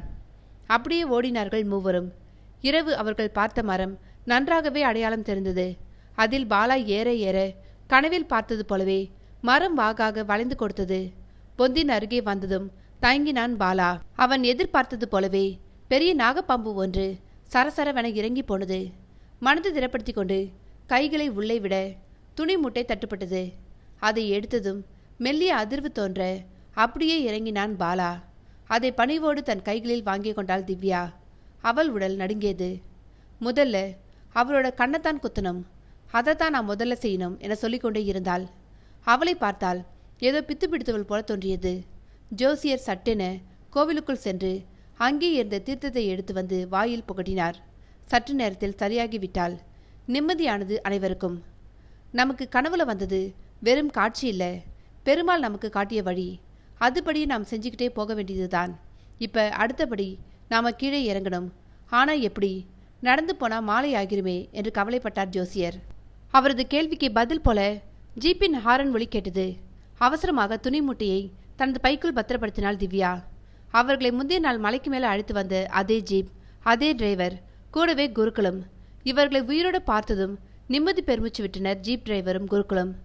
தப்பா நினைக்காதீங்க சார், நேற்று காற்று வீசினப்ப எங்களுக்கு என்ன ஆச்சுன்னே தெரியல. வண்டியை எடுத்துக்கிட்டு கீழே போகணும்னு மட்டும்தான் தோணுச்சு. அதான் நாங்கள் போயிட்டோம். நல்ல வேலை உங்களுக்கு ஒன்றுமே ஆகலை என்றார் ஜீப் டிரைவர். ராத்திரி எல்லாம் எனக்கு தூக்கமே இல்லை. இப்படி வந்தவாளை நிர்கதியாக விட்டுட்டு வந்துட்டோமேனு மனசு உறுத்திக்கிட்டே இருந்தது. அதுவும் சின்ன பொண்ணு வேற இருக்கா. அதான் காலையில் விடிஞ்சதும் விடியாம ஜீப்பை எடுத்துட்டு வந்துட்டோம் என்றார் குருக்கள். எங்களுக்கு எதுவும் ஆகல, எல்லாமே அந்த பெருமாள் அருள்தான். சரி, ஜீப்ல ஏறுங்கோ, கீழே போயிடலாம் என்றார் குருக்கள். அனைவரும் ஏறிக்கொள்ள ஜீப் விரைந்தது. அத்தியாயம் 31.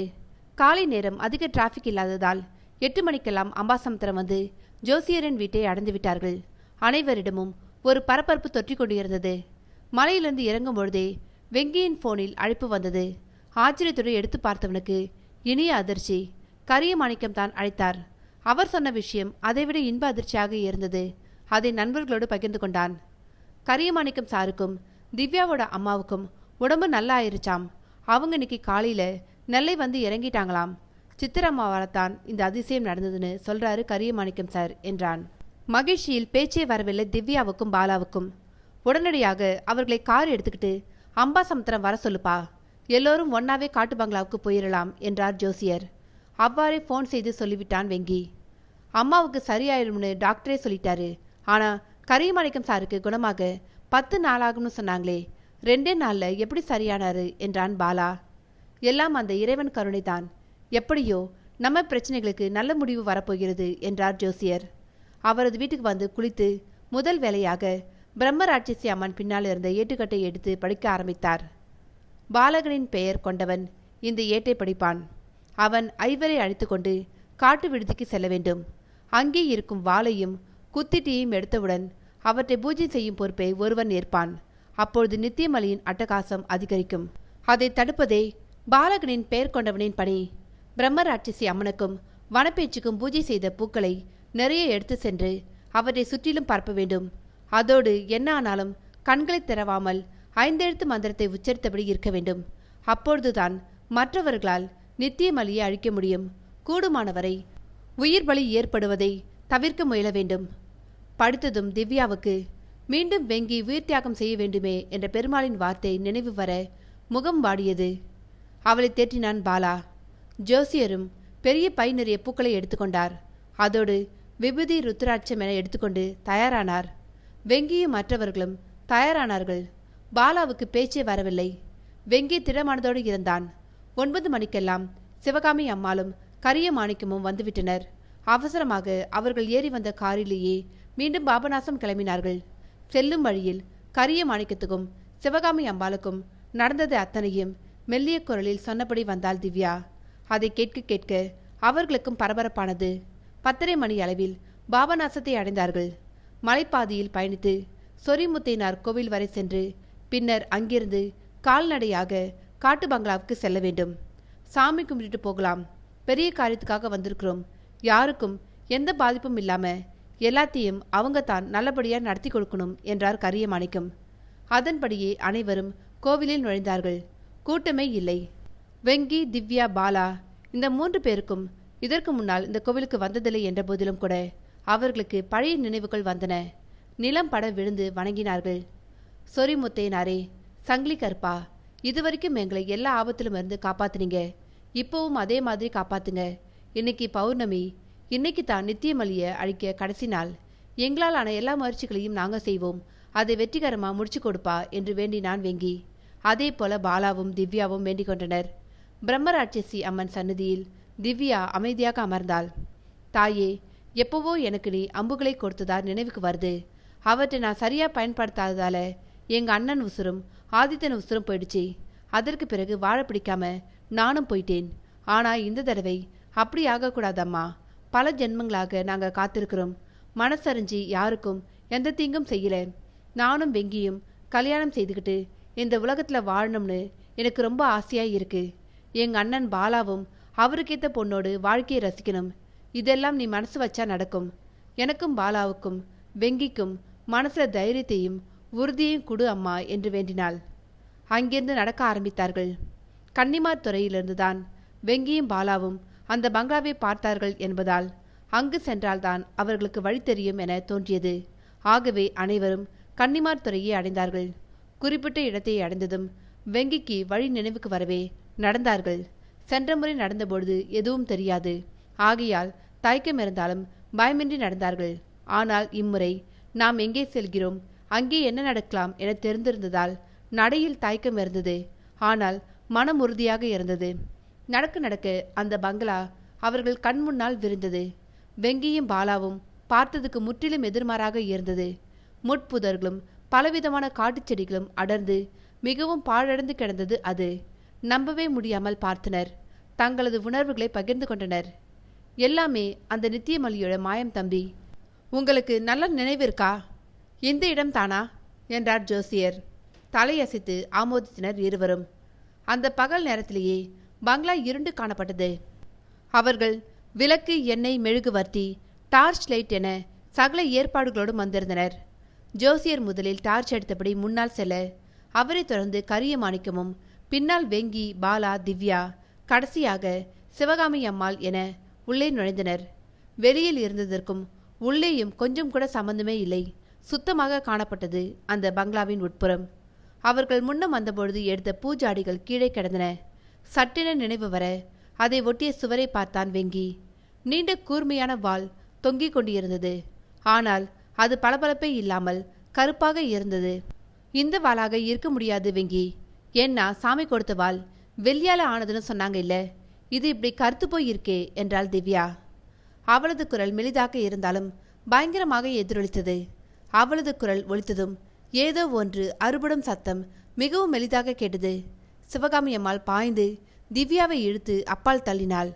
அவள் நின்றிருந்த இடத்தில் மிக சரியாக மேலே இருந்த மிகவும் கனமான சாண்டிலியர் விளக்கு அப்படியே விழுந்து நொறுங்கியது. நடுங்கி போயினர் அனைவரும். இதுக்குத்தான் ஒரு தாய் கூட வரணும்னு வனப்பேச்சு நினைச்சிருக்கா போல. உடல் நடுங்கியது திவ்யாவுக்கு. வெங்கிக்கோ பேச்சே வரவில்லை. ஒரு வினாடி நேரம் தாமதித்திருந்தால் கூட திவ்யா நிச்சயம் கூழாகி இருப்பாள். இனிமே நாம ரொம்ப ஜாக்கிரதையா இருக்கணும். சின்ன சத்தம் கேட்டா கூட நாம நிக்கிற இடத்துல இருந்து கொஞ்சம் தள்ளி போயிடணும் என்ன என்றான் வெங்கி. அனைவரும் மௌனமாக தலையாட்டினர். இந்த பங்களாவிலிருந்து உயிரோட மீண்டும் போவோம் என யாருக்கும் நம்பிக்கையே இல்லை. ஓலையில் சொன்னபடியும் மலைநம்பி கோவிலில் கனவில் வந்த இறைவன் சொன்னபடியும் பூஜைக்கான களத்தை அமைத்தார்கள். விளக்கேற்றியதுமே அந்த இடமே பிரகாசமானதாக ஆகிவிட்டது. மிகுந்த பயபக்தியோடு பாலாவின் தோள்கள் மேல் ஏறி அந்த வாளை எடுத்தான் வெங்கி. அதை தொட்டதுமே அவன் கையில் அது வந்துவிட்டது. ஆனால் மயக்கமற சமாளித்து கொண்டான் வெங்கி. வாளின் நுனி தானாக சுழல்வதாக தோன்ற அதை இலகுவாக பிடித்தான். அவனது கைகளில் சுழன்று மாடிப்படியில் ஒரு இடத்தை காட்டியது அதன் நுனி. அதன் நுனியிலும் மெல்லிய அதிர்வு தோன்றியது. வாளி நுனி காட்டும் இடத்தில்தான் குத்திட்டு இருக்க வேண்டும் என நினைத்து அந்த படியை கவனித்தனர். மரத்தால் செய்யப்பட்ட படி. வித்தியாசமாக எதுவும் தெரியவில்லை. படியின் மேல் பக்கவாட்டில் என எல்லா இடத்திலும் தேடி பார்த்தனர். பலனில்லை. எங்கேயும் குத்திட்டு இருந்ததற்கான அடையாளம் கூட இல்லை. ஒருவேளை நித்தியமலி இருந்த அறையில் இருக்கலாமோ? ஏனெனில் வாளி நுனி காட்டும் திசையில்தான் அந்த அறையும் இருக்கிறது என எண்ணி அதை நோக்கி நடந்தான் பாலா. அறையின் நுழைவாயிலின் நெருங்கியதுமே பலமாக தூக்கி எறியப்பட்டான். நுழைவாயிலின் குறுக்கே நெருப்பால் கம்பிகள் போல அமைந்திருந்தன. திரும்பி பார்த்தபொழுது ஜோசியரும் கரியமாணிக்கமும் பூஜையை தொடங்கியிருந்தனர்.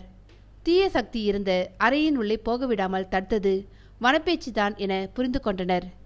நேரமோ கடந்து கொண்டே இருந்தது. இன்னமும் குத்திட்டியை கண்டுபிடிக்க முடியவில்லை. அதை கண்டுபிடித்ததும் தான் 3 ஆயுதங்களுக்கும் பூஜை செய்து இரவுக்குள் நித்தியமல்லியை வெங்கி வரவழைக்க வேண்டும். இன்னமும் குத்திட்டி கண்ணில் படவே இல்லையே என கவலையோடு யோசித்தனர். சட்டென ஏதோ பொறித்தட்ட திவ்யா வாள்நுனி சுட்டிக்காட்டிய படியை கூர்ந்து கவனித்தாள். பக்கவாட்டில் நின்று பார்த்தாள். கீழே இருந்து 5வது படியை தான் அவள் கவனித்தாள். பக்கவாட்டில் பார்க்கும்பொழுது படி செவ்வகமாக காட்சியளித்தது. அதன் நடுவே ஏதோ வரி போல தென்பட உற்று பார்த்தாள். சதுர வடிவம் தெரிந்தது. அந்த சதுரத்தின் நடுவே நுண்ணிய கைப்பிடி ஒன்று அமைக்கப்பட்டிருந்தது. மரத்தின் நிறத்திலேயே அது இருந்ததால் கூர்ந்து கவனித்தால் அன்றி தெரியாது. உள்ளுணர்வு உந்த அந்த கைப்பிடியை எடுத்து மெல்ல இழுத்தாள். ஒரு சிறிய அறை போல திறந்து கொண்டது. அதன் நடுவே மிகவும் மங்கிய ஈட்டி ஒன்று இருந்தது. திவ்யா செய்வதை பார்த்து கொண்டே வந்த பாலாவும் வெங்கியும் ஈட்டியை கண்டதும் ஒரே நேரத்தில் பாய்ந்தார்கள். பாலா குத்தீட்டியை மெல்ல எடுத்தான். அதை தொடும்பொழுதே அதிர்வுகள் தோன்றின அவன் உடலில். தாயே வனப்பேச்சி, நன்றி அம்மா. நன்றி தம்பிகளா. அந்த 3 ஆயுதத்தையும் கொண்டு வாங்க. கரியமாணிக்கம், நீங்க தான் அதுல வனப்பேச்சி கோவிலிருந்து நாம எடுத்துட்டு வந்த பிடிமண்ணை தடவி சுத்தம் செய்யணும். பாலா, திவ்யா, வெங்கி, நீங்க 3 பேரும் இப்படி கிழக்கு பார்க்க உட்கார்ந்து முதல்ல வனப்பேச்சியை தியானம் செய்யுங்க. பிறகு நான் சொன்னதும் வெங்கி நீ நித்தியமலியை நினைக்கணும் என்றார்.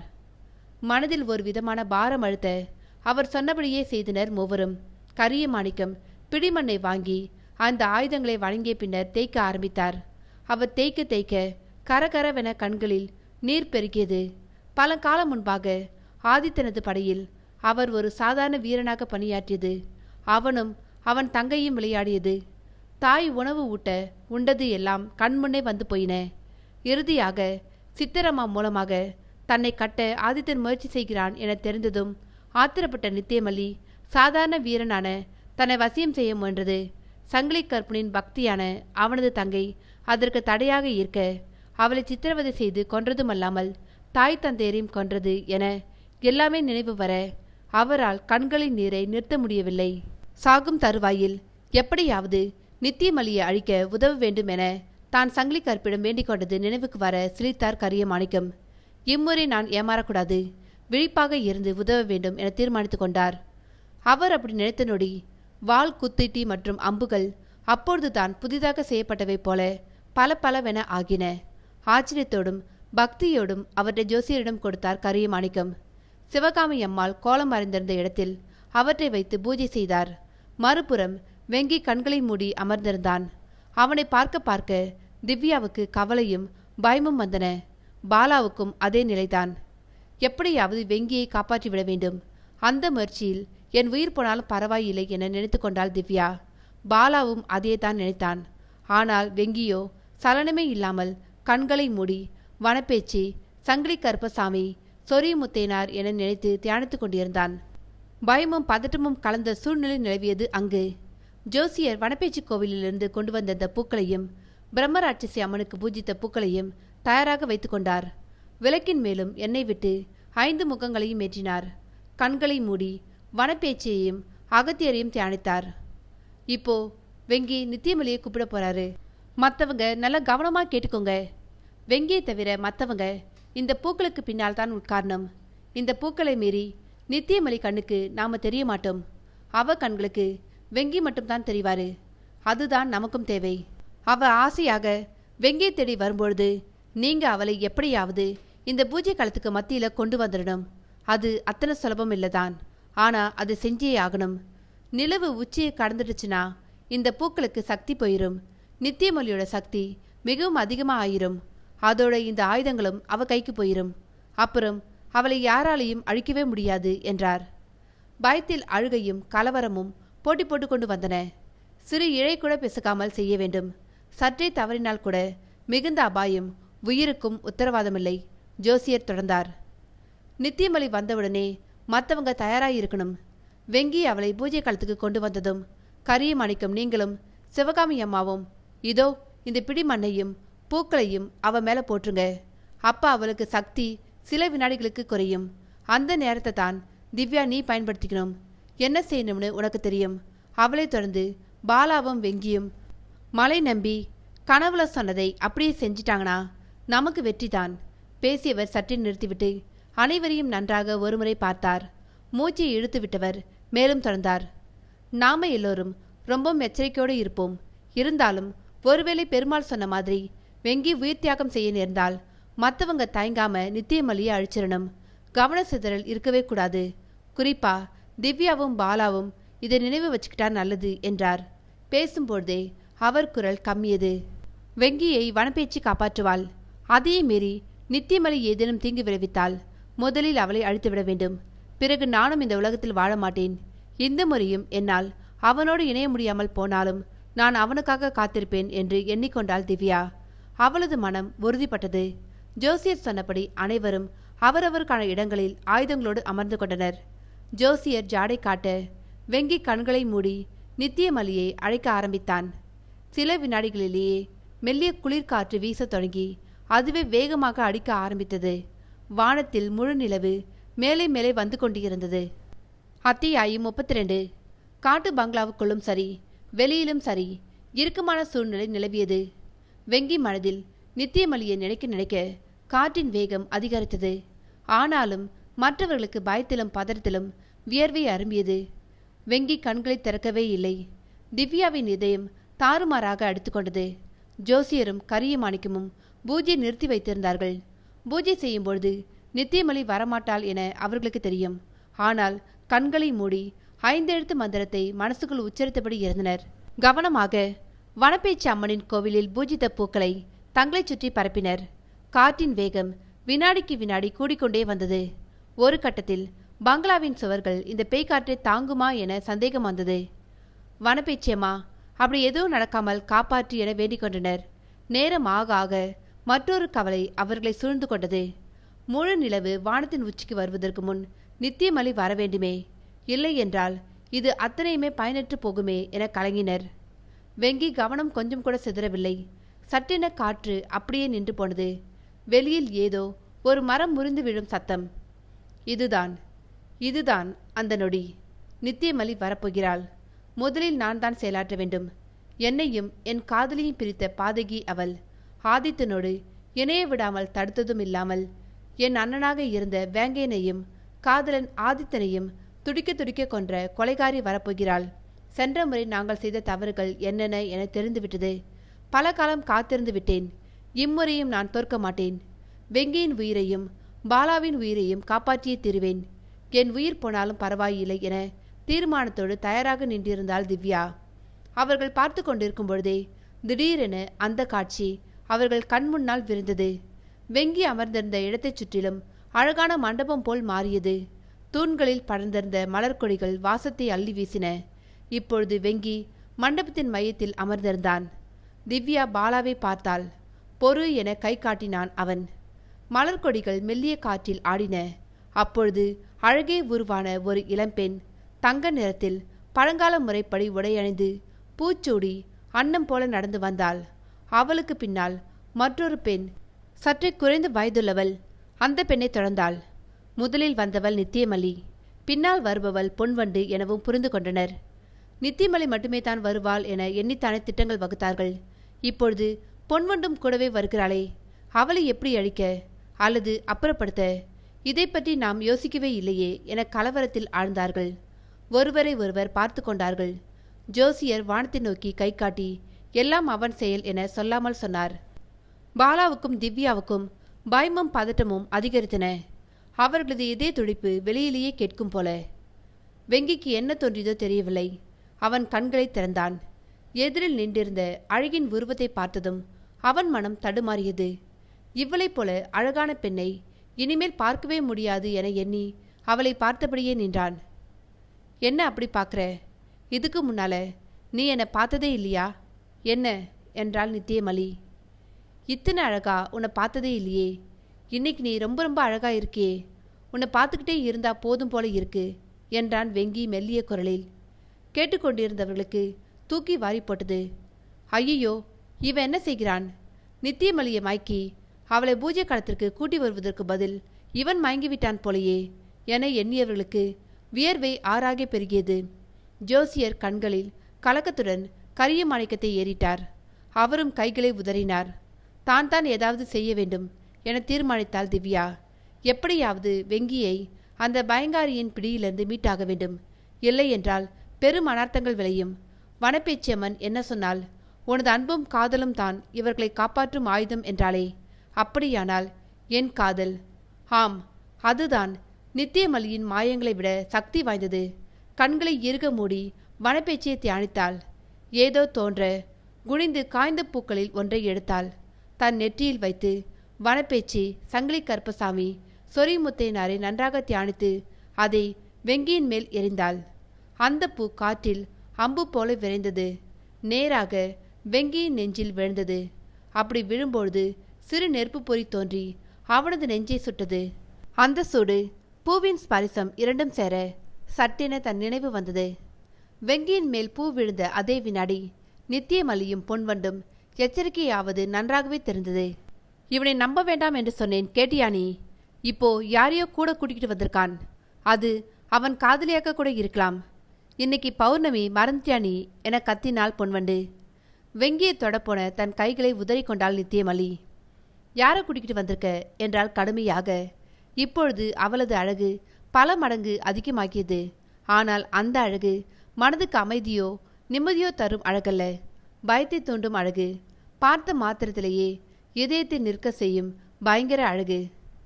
பதில் சொல்லு வெங்கி, என்னை நீ கூப்பிட்டது என் மேல உள்ள காதலால் தானே என்றாள் நித்தியமல்லி மீண்டும். சட்டென சுதாரித்தான் வெங்கி. பதில் சொல்ல அதிக நேரம் எடுத்துக்கொண்டாள். அவளுக்கு சந்தேகம் வரும். அப்படி வந்தால் எல்லாம் வீண்தான். மூளையை கசக்கி கொண்டான். நான் காதலால் கூப்பிட்டேனா இல்லையான்றது முக்கியமில்ல மல்லி. நீ என் மேல காதலோடு இருக்கியா, அதான் எனக்கு தெரிய வேண்டியது என்றான். நித்தியமல்லியின் உதடுகள் சிரிப்பில் விரிந்தன. என்னை மல்லின்னு நீ இதுவரை கூப்பிட்டதே இல்லையே, ஆச்சரியமாத்தான் இருக்கு. நானும் உன்மேல காதலோடு தான் இருக்கேன் வெங்கி என்றாள் மெல்ல. நித்தியமல்லி, நீ என்ன சொல்ற? இவனோட சேர்ந்ததும் இவனை கொல்ல வேண்டும் என்று சொன்னியே, இப்ப இப்படி பேசுற என்றாள் பொன்வண்டு. பொன்வண்டின் பேச்சை கேட்டதும் ஆத்திரத்தில் நித்தியமல்லியின் முகம் கருநீளமாக மாறி கொடூரமானது. அவளது கரங்கள் நீண்டன. அதில் நகங்கள் தொங்கிக் கொண்டிருக்க தன்னை நோக்கி நீண்ட கைகளை பயத்தோடு பார்த்தாள் பொன்வண்டு. நான் உனக்கு நல்லதுதான் சொல்றேன் மல்லி, என்னையே அழிக்க பார்க்குறியே என பேசியபடியே பயந்து பின்வாங்கினாள் பொன்வண்டு. இவன் உன்னை ஏமாத்த பார்க்குறான். இவன் மனுஷன், அதை நீ மறந்துடாத. என்னதான் நீ மனுஷ உருவில் இருந்தாலும் நீ மனுஷி இல்ல. 8 கிரகங்கள் சேர்ந்து உருவாக்குன சக்தி நீ. இவனோட காதல்ல நீ உன்னைய மறந்துட்ட. நீ எதுக்காக பூமிக்கு வந்தேங்கன்றதையும் மறந்துட்ட. நான் மனுஷியா இருந்தப்ப என்னை நீ சித்திரவை செஞ்சு கொன்ன. ஆனா நான் அதை கூட நினைக்காம உனக்கு எல்லா வகையிலையும் உதவியா இருந்தேன். ஆனா இவன் 500 ஆண்டுகளுக்கு முன்னால் உன்னை கட்டினான். அதை மறந்துட்டியா நீ? 500 வருஷம் எப்படி தவிச்சோம் நாம, மறக்காத நித்தியமல்லி என்றாள். பொன்வண்டு பேச பேச நித்தியமல்லியின் முகம் சாதாரணமானது. அவளது கோபம் தணிந்துவிட்டது. பொன்வண்டு தைரியமாக அருகில் வந்தாள். வெங்கி, உண்மையை சொல்லு, இங்கே யாரை கூட்டிகிட்டு வந்திருக்க என்றாள் நித்தியமல்லி. மல்லி, அங்க பாரு, சுவத்துல வாழை காணோம் கத்தினாள் பொன்வண்டு. எதிர்ப்புறம் இருந்த சுவரை பார்க்க அதில் வாள் இல்லை. அவளது பார்வை படியின் அருகே போனது. அங்கு குத்திட்டு இல்லை என்பதை உணர்ந்து கொண்டாள் நித்தியமல்லி. ஆத்திரம் குரோதம் எல்லாம் சேர வெங்கியை பார்த்தாள். அவளது பார்வையிலேயே அவன் தத்தளிக்க ஆரம்பித்தான். அவனால் நிற்கவே முடியவில்லை. அப்படியே மண்டியிட்டு அமர்ந்தான். அவனது மூக்கிலிருந்து மெல்லிய கோடாக ரத்தம் வழிய ஆரம்பித்தது. பார்த்து கொண்டிருந்தவர்களுக்கு உயிரை போவது போல ஆனது. இனியும் தாமதித்தால் வெங்கியை மீண்டும் இழந்து விடுவோம் என எண்ணி வண்டி மரிச்சியம்மன் கொடுத்த அம்புகளை மின்னல் வேகத்தில் எடுத்தாள் திவ்யா. இப்பொழுது மண்டபமோ அதில் இருந்த பூக்கொடிகளோ எதுவும் இல்லை. பாழடைந்த அந்த பங்களாவின் கோலத்தில் வெங்கி மண்டியிட்டு அமர்ந்திருந்தான். அவனது உதட்டோரம் இப்பொழுது இரத்த கசிவு. பாலாவும் குத்திட்டியை எடுத்தபடி பாய தயாரானான். அவனை தன் கைகளால் அழுத்தினாள் திவ்யா. அவளது பலம் கண்டு பிரமித்து போனான் பாலா. வினாடிக்கும் குறைவான நேரத்தில் கையில் அம்புகளோடு பாய்ந்து நித்தியமலியை நெருங்கினாள் திவ்யா. அதை பார்த்துவிட்ட பொன்வண்டு வீறிட்டு கத்தினாள். நித்தியமலி திரும்ப அவளது கண்களில் திவ்யா தென்பட்டாள். அவளது முகம் இப்பொழுது அழகெல்லாம் போய் பயங்கரமாக மட்டுமே காட்சியளித்தது. சிவப்பு, நீலம், ஊதா என பல வண்ணங்கள் அவளது கண்களில் பிரதிபலித்தன.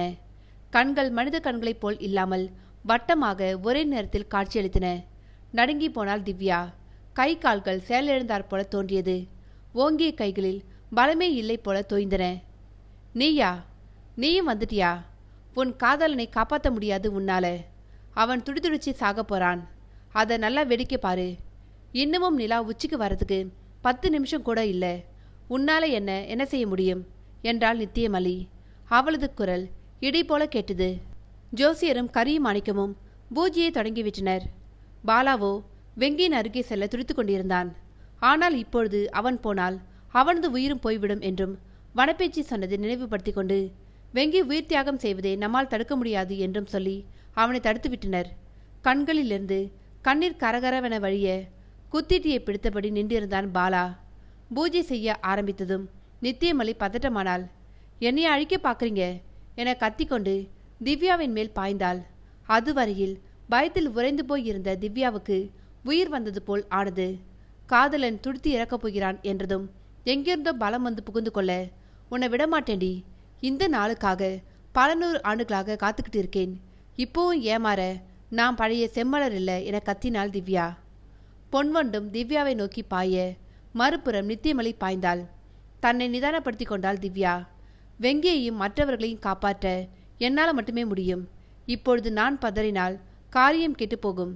தாயே வனப்பேச்சி, எனக்கு பலத்தை கொடு என வேண்டிக் கொண்டாள். தனது ஒரு கரங்களில் 2 அம்புகளையும் எடுத்துக்கொண்டாள்.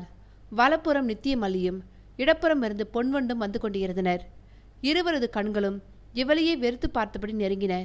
கைகள் நடுங்க 2 அம்புகளையும் ஒரே நேரத்தில் நித்தியமல்லியின் வலக்கண்ணையும் பொன்வண்டின் இடக்கண்ணையும் குத்தினாள் திவ்யா. ஓவென்ற பேரிரைச்சல் கேட்டது. தனது கண்களை பொத்திக் கொண்டு தள்ளாடியபடி திவ்யாவை மீண்டும் நெருங்கினர் இருவரும். இப்பொழுது சற்றே தைரியம் பெற்றவளாக நின்றிருந்த திவ்யா குறிப்பார்த்து மற்ற 2 கண்களையும் குத்த தடுமாறினார்கள் இருவரும். இப்பொழுது பாலா, ஜோசியர், கரியமாணிக்கம் மூவரும் பாய்ந்து வந்து அவளை பூஜை களத்தில் அமர்த்தினர். பொன்வண்டால் நகரவே முடியவில்லை. வெங்கிக்கு என்ன ஆச்சுன்னு பாருங்க என்று கத்தினாள் திவ்யா. அவளது கரம் நித்தியமலியை இறுக பற்றியிருந்தது. ஓடினர் மூவரும். வெங்கியின் நிலை மோசமாகத்தான் இருந்தது. மூச்சு விடவே மிகவும் சிரமப்பட்டான். கண்களின் ஓரமும் ஒரு இரத்த துளி எட்டி பார்த்தது. ஓவென கத்தினான் பாலா.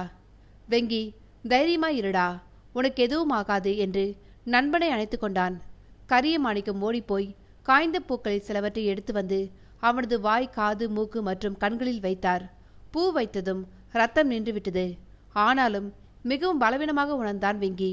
அவனால் வாளை எடுத்து நித்தியமலியை வெட்ட முடியுமா என்பதே சந்தேகமாக இருந்தது. கோவிலிலிருந்து கொண்டு வந்திருந்த தீர்த்தத்தை அவன் வாயில் புகட்டினார் கரியமாணிக்கம். மெல்ல மெல்ல இயல்புக்கு வந்தான். வெங்கி, சீக்கிரம் வா, இவளை என்னால் சமாளிக்க முடியல என திவ்யா கத்தவும் முழு தெம்பும் வந்தவனாக ஓடினான் வெங்கி. அவனை தொடர்ந்தான் பாலா. கரியமாணிக்கமும் ஜோசியரும் பூஜையை தொடர ஓடினார்கள். நித்தியமலி பயங்கரமாக திமிரிக் கொண்டிருந்தாள். அவளது வாயிலிருந்து விசித்திரமான பயங்கர சத்தங்கள் வந்தன. திவ்யா வினாடிக்கு வினாடி சோர்ந்து போய்க் கொண்டிருந்தாள். நிலவு வானத்தின் உச்சியை நெருங்கிக் கொண்டிருந்தது. வெங்கி யோசிக்காமல் அவளது நெஞ்சில் வாளை இறக்க, அதே நேரம் பாலா அவளது கால்களை துண்டித்தான். நித்தியமல்லிக்கு எங்கெங்கெல்லாம் காயம்பட்டதோ அதே இடங்களில் பொன்வண்டுக்கும் காயம் ஏற்பட கூச்சலிட்டார்கள். தயங்காமல் அவளை மீண்டும் வெட்டினான் வெங்கி. பாலாவும் தொடர்ந்தான். அதே நேரம் ஜோசியர், கரியமாணிக்கம் மற்றும் சிவகாமி அம்மாள் மூவரும் பூஜித்த மலர்களையும் பிடிமண்ணையும் அவள் மேல் தூவினர். அடுத்த வினாடி அனைவரும் தூக்கி எறியப்பட்டனர். எல்லா சத்தமும் ஓய்ந்து போய் கடுமையான அமைதி நிலவியது. அந்த இடத்தில் ஐஸ் போல குளிர்ந்த காற்று புயல் போல வீசியது. யார் யார் எங்கே தூக்கி எறியப்பட்டார்கள், யாருக்கு என்ன ஆனது என தெரியவே இல்லை. கூடத்தில் கிழக்கு மூலையில் தூக்கி எறியப்பட்டான் வெங்கி. அவன் பார்த்து கொண்டிருக்கும் பொழுதே புயல் காட்டின் நடுவே நித்தியமலி கரகரவென சொன்றாள். அவள் கொலை செய்த அத்தனை உருவங்களும் கோர வடிவத்தில் தோன்றி மறைந்தன. அந்த ஐஸ் காற்றின் நடுவே பச்சை நிறமாக நெருப்பு எரிய அதில் கருகினாள் நித்தியமலி. விடமாட்டேன் வெங்கி என்பதே அவளது கடைசி வார்த்தையாக இருந்தது. அவளது உடல் கருகியதும் சட்டென எல்லாம் நின்று போயின. கண்கள் இருள மயங்கினார்கள் அனைவரும். முதலில் எழுந்து நின்றவன் வெங்கிதான். அனைவரும் பத்திரமாக இருக்கின்றனரா? குறிப்பாக திவ்யா மற்றும் பாலாவுக்கு என்ன ஆனதோ என்ற கவலை உந்தித்தல்ல தூக்கி எறியப்பட்ட இடத்திலிருந்து எழுந்து மெல்ல நடந்தான். முதலில் அவன் கண்ணில் பட்டது கரிய மாணிக்கமும் ஜோசியரும். கோடத்திலிருந்து படிக்கட்டு செல்லும் வழியில் விழுந்து கிடந்தனர் இருவரும். மேலாக பார்த்தால் எந்த அடியும் இல்லை. ஆகையால் பார்வையை ஓட்டினான். தெற்கு மூலையில் பாலாவும் வடக்கு மூலையில் திவ்யாவும் சிவகாமி அம்மாளும் சுருண்டு கிடந்தனர். பயம் நெஞ்சை அடைக்க மெல்ல நெருங்கினான். திவ்யா, பாலா என்று குரல் கொடுக்க மெல்லிய அசைவுகள் தோன்றின. மனம் நிம்மதியாக தானாக கண்களிலிருந்து கண்ணீர் வெளிவந்தது. சில நிமிடங்களில் திவ்யா, பாலா, ஜோசியர், கரியமாணிக்கம் என அனைவரும் எழுந்துவிட்டனர். வெங்கியை எந்த சேதமும் இல்லாமல் பார்க்க பார்க்க அவர்களுக்கு மகிழ்ச்சியில் பேச்சே வரவில்லை. சுற்றுமுற்றும் பார்த்தனர். பொன்வண்டு அமர்ந்திருந்த இடத்திலாவது சாம்பல் மிஞ்சியிருந்தது. ஆனால் நித்தியமலி இருந்த இடத்தில் அது கூட இல்லை. வெங்கி, உனக்கு ஒண்ணுமில்லையே? நான் ரொம்ப பயந்து போயிட்டேன் தெரியுமா என கேவினாள் திவ்யா. ஓடி வந்து நண்பனை அணைத்து கொண்டான் பாலா. டேய், என் உயிரே என் கையில் இல்லடா. சரியான நேரத்தில் திவ்யா உன்னை காப்பாத்தினா, இல்லைனா என்ன ஆகியிருக்கும் என கண்ணீர் உகுத்தான் பாலா. ஜோசியரும் கரிய மாணிக்கமும் கூட அவனை தட்டி கொடுத்தனர். நான் நல்லா இருக்கேன், ஆனா நாம எச்சரிக்கையா இருக்கிறது நல்லது. பாருங்க, நித்தியமலி இருந்த இடத்துல எதுவுமே இல்லை, ஆனா பொன்வண்டோட சாம்பல் இருக்கு என்றான். அனைவருக்கும் வெங்கி சொல்வது சரியென்றே பட்டது. அரைகுறையாக செய்து அதனால் மீண்டும் நித்தியமலிக்கு உயிர் வந்துவிட்டால் என்ன செய்ய என கவலை கொண்டனர். வெங்கியும் திவ்யாவும் பூஜை காலத்தில் நித்தியமலி உட்கார்ந்திருந்த இடத்தை உற்று கவனித்தனர். சாம்பலோ சிறு எலும்பு துண்டோ இப்படி ஏதேனும் இருக்குமாவென தேடினர். எதுவும் இல்லை. ஆனால் ஊன்றி பார்த்ததில் உருளை வடிவத்தில், அதுவும் 8 உருளைகள் நடுவில் ஒரு பெரிய உருளையோடு இணைக்கப்பட்டு காணப்பட்டது. நித்தியமலியோடு மிஞ்சியது இது ஒன்றுதான். 8 கிரகங்கள் சேர்ந்து அவளை உருவாக்குனதால இப்படி இருக்கும் போல என்றார் ஜோசியர். அதை என்ன செய்வது என தெரியவில்லை. தொடவும் பயமாக இருந்தது. வெங்கி முன்னால் போய் மெல்ல அதை கையில் எடுத்தான். எதுவும் ஆகவில்லை. தைரியமாக மற்றவர்கள் அவன் அருகில் வந்தார்கள். அது மரத்தாலோ உலோகத்தாலோ இல்ல பிளாஸ்டிக்காலோ செய்யப்பட்டார் போல இல்லை. மிகவும் வித்தியாசமான பச்சையும் நீளமும் கலந்த ஒரு வகை கற்களால் செய்யப்பட்டது போல் இருந்தது. மெல்லிய சூடு இருந்தது அதில். இதை இப்படியே விட்டு போகக்கூடாது என தோன்றியது. ஜோசியரே, இதையும் பொன்வண்டோட சாம்பலையும் நேரா களக்காடு பெருமாள் கோவிலுக்கு கொண்டு போயிடுவோம். அங்கே இருக்கிற தீர்த்தத்தில் இதை கரைக்க முயற்சி செய்வோம் என்றான் வெங்கி. அதுக்கு களக்காடு மலை வரை போக வேண்டாம்ப்பா. நான் கையோட பெரிய கூஜாவில் தீர்த்தத்தை எடுத்து வச்சுக்கிட்டேன், அதிலேயே கரைச்சி பார்க்கலாம் என்றார் ஜோசியர். அவரது சமயோஜித புத்தியை பாராட்டினர் அனைவரும். சிவகாமி அம்மாள் கொண்டு வந்திருந்த சற்றே பெரிய பிளாஸ்டிக் டப்பில் அந்த தீர்த்தத்தை ஊற்றினார்கள். அதை பூஜையின் காலத்தில் வைத்து முதலில் அந்த உருளைகளை போட்டான். நுரைத்து வந்தது. தொடர்ந்து பொன்வண்டின் சாம்பலையும் போட சிவப்பு நிறத்தில் மாறியது நீர். பார்த்து கொண்டிருக்கும் பொழுதே உருளைகள் ஒவ்வொன்றாக கரைய ஆரம்பித்தன. ஒவ்வொரு உருளையும் கரையும் பொழுது வேறு வேறு நிறங்கள் தோன்றி மறைந்தன. இறுதியாக பெரிதாக இருந்த உருளை கரைந்தது. நல்ல கருநீல நிறத்தில் தண்ணீர் மாறி பின்னர் சில நிமிடங்களில் தெளிவான தண்ணீராக மாறியது. அந்த தண்ணீரை ஆற்றிலோ அல்லது கடலிலோ கலந்துவிடலாம் என அபிப்பிராயப்பட்டனர் கரிய மாணிக்கமும் ஜோசியரும். ஆனால் அதற்கு இஷ்டமில்லை வெங்கிக்கு. அதனை முன்னால் பூக்கள் இருந்த ஜாடியில் ஊற்றினான். அதன் மேல் பூஜை பூக்களையும் போட ஒரு நொடிக்குள் அத்தனை நீரையும் இழுத்து கொண்டன பூக்கள். ஆனால் பூக்களுக்கு எதுவும் ஆகவில்லை. முன்னை விட பொலிவாக விளங்கின. நித்தியமலியை ஒரேடியாக அழித்தாயிற்று என்ற நிம்மதி அப்பொழுதுதான் பிறந்தது அவர்களுக்கு. ஓவென உற்சாக கூச்சல் எழுப்பியபடி பாலா, திவ்யா, வெங்கி ஒருவரை ஒருவர் அழைத்து கொண்டனர். சிவகாமி அம்மாள் மறுத்ததை கூட லட்சியம் செய்யவில்லை. ஆனந்த கூச்சலும் மகிழ்ச்சியுமாக மீண்டும் கன்னிமார் துறை வந்து சேர்ந்தனர். கார், அதை ஓட்டி வந்த டிரைவர் இவர்களை பார்த்ததும் மீண்டும் மாடர்ன் உலகத்துக்கு வந்துவிட்டோம் என கத்தினர் நண்பர்கள் மூவரும். ஜோசியரும் கரிய மாணிக்கமும் போன் செய்து சாமிக்கணு சித்தரிடம் நித்தியமலியை அழித்தாயிற்று என சொல்ல அவரும் மகிழ்ச்சியானார். சித்தரம்மாவும் கன்னிமார் துறையில் காத்திருந்தார். அவரிடம் ஆசி வாங்கி கொண்டு கிளம்பினர். பிறகு நடந்தது. திவ்யாவின் வீட்டில் வெங்கியின் அப்பா அம்மா மற்றும் பாலா வீற்றிருந்தனர். வெங்கிக்கும் திவ்யாவுக்கும் கல்யாணம் பேசி முடிக்கவே அவர்கள் வந்திருந்தனர். திவ்யாவின் அம்மாவுக்கு பரிபூரண சம்மதம். வெங்கியின் குடும்பம் பண்பான குடும்பமாக இருக்கவே மகிழ்ச்சியோடு தட்டு மாற்றிக் கொண்டார்கள். சிவகாமி அம்மாளுக்கு பாலாவை பார்த்ததும் ஏதோ யோசனை பிறக்க போன் செய்து தன் தங்கையை வரவழைத்தாள். கூடவே நல்ல லட்சணமான குடும்ப பாங்கான பெண் வந்தாள். அவளை பார்த்ததும் பாலாவின் முகத்தில் 1000 வாட்ஸ் பல்பு போட்டார் போல வெளிச்சம். இவ பேரு கார்த்திகா, என் தங்கச்சி மக, பிகாம் படிச்சிருக்கா, ரொம்ப நல்ல பொண்ணு, இவளை பாலாவுக்கு பார்க்கலாமா என்றார் சிவகாமி அம்மாள். மற்றவர்கள் பதில் சொல்லும் முன்பே பாலா நான் இப்பவே ரெடி எனவும் சிரித்தனர் மற்றவர்கள். வரும் தை மாதத்தில், அதாவது பிப்ரவரி 27ஆம் தேதி இரு திருமணங்களையும் ஒரே மேடையில் நடத்திவிடலாம் எனவும் செலவை பாதி பாதியாக பிரித்து கொள்ளலாம் எனவும் முடிவு செய்து கொண்டனர் பெரியவர்கள். எல்லாம் பேசி முடித்து சிறியவர்களை தேடிய பொழுது அவர்களை காணவே இல்லை. வாசலில் இருந்த மரத்தடியில் சரவணா, திவ்யா, பாலா மற்றும் கார்த்திகா ஜோடி தன்னை மறந்து பேசி சிரித்து கொண்டிருப்பதை மனம் நிறைய மகிழ்ச்சியோடு பார்த்து ரசித்தனர் பெரியவர்கள். முக்கிய குறிப்பு: காட்டு பங்களாவில் அந்த பூஜாடியில் இருந்த மலர்கள் மெலியதாக துர்நாற்றம் வீச தொடங்கின. ஒவ்வொரு துளியாக கருநீல மற்றும் பச்சை நிற தண்ணீர் சுரக்க ஆரம்பித்தது. வெளியில் மெல்லிய குளிர் காற்றும் வீச ஆரம்பித்தது. என்ன நண்பர்களே, கதையை கேட்டிங்களா? இந்த கதை இதோட முடிஞ்சிருச்சு. இந்த கதையை பற்றி நீங்கள் என்ன நினைக்கிறீங்கன்னு சொல்லிட்டு கமெண்ட் பாக்ஸில் கமெண்ட் பண்ணுங்கள். நான் இந்த கதையை தொடர்ந்து ஒரு 5-6 நாளாக நான் ரெக்கார்ட் பண்ணிகிட்டே இருக்கேன்.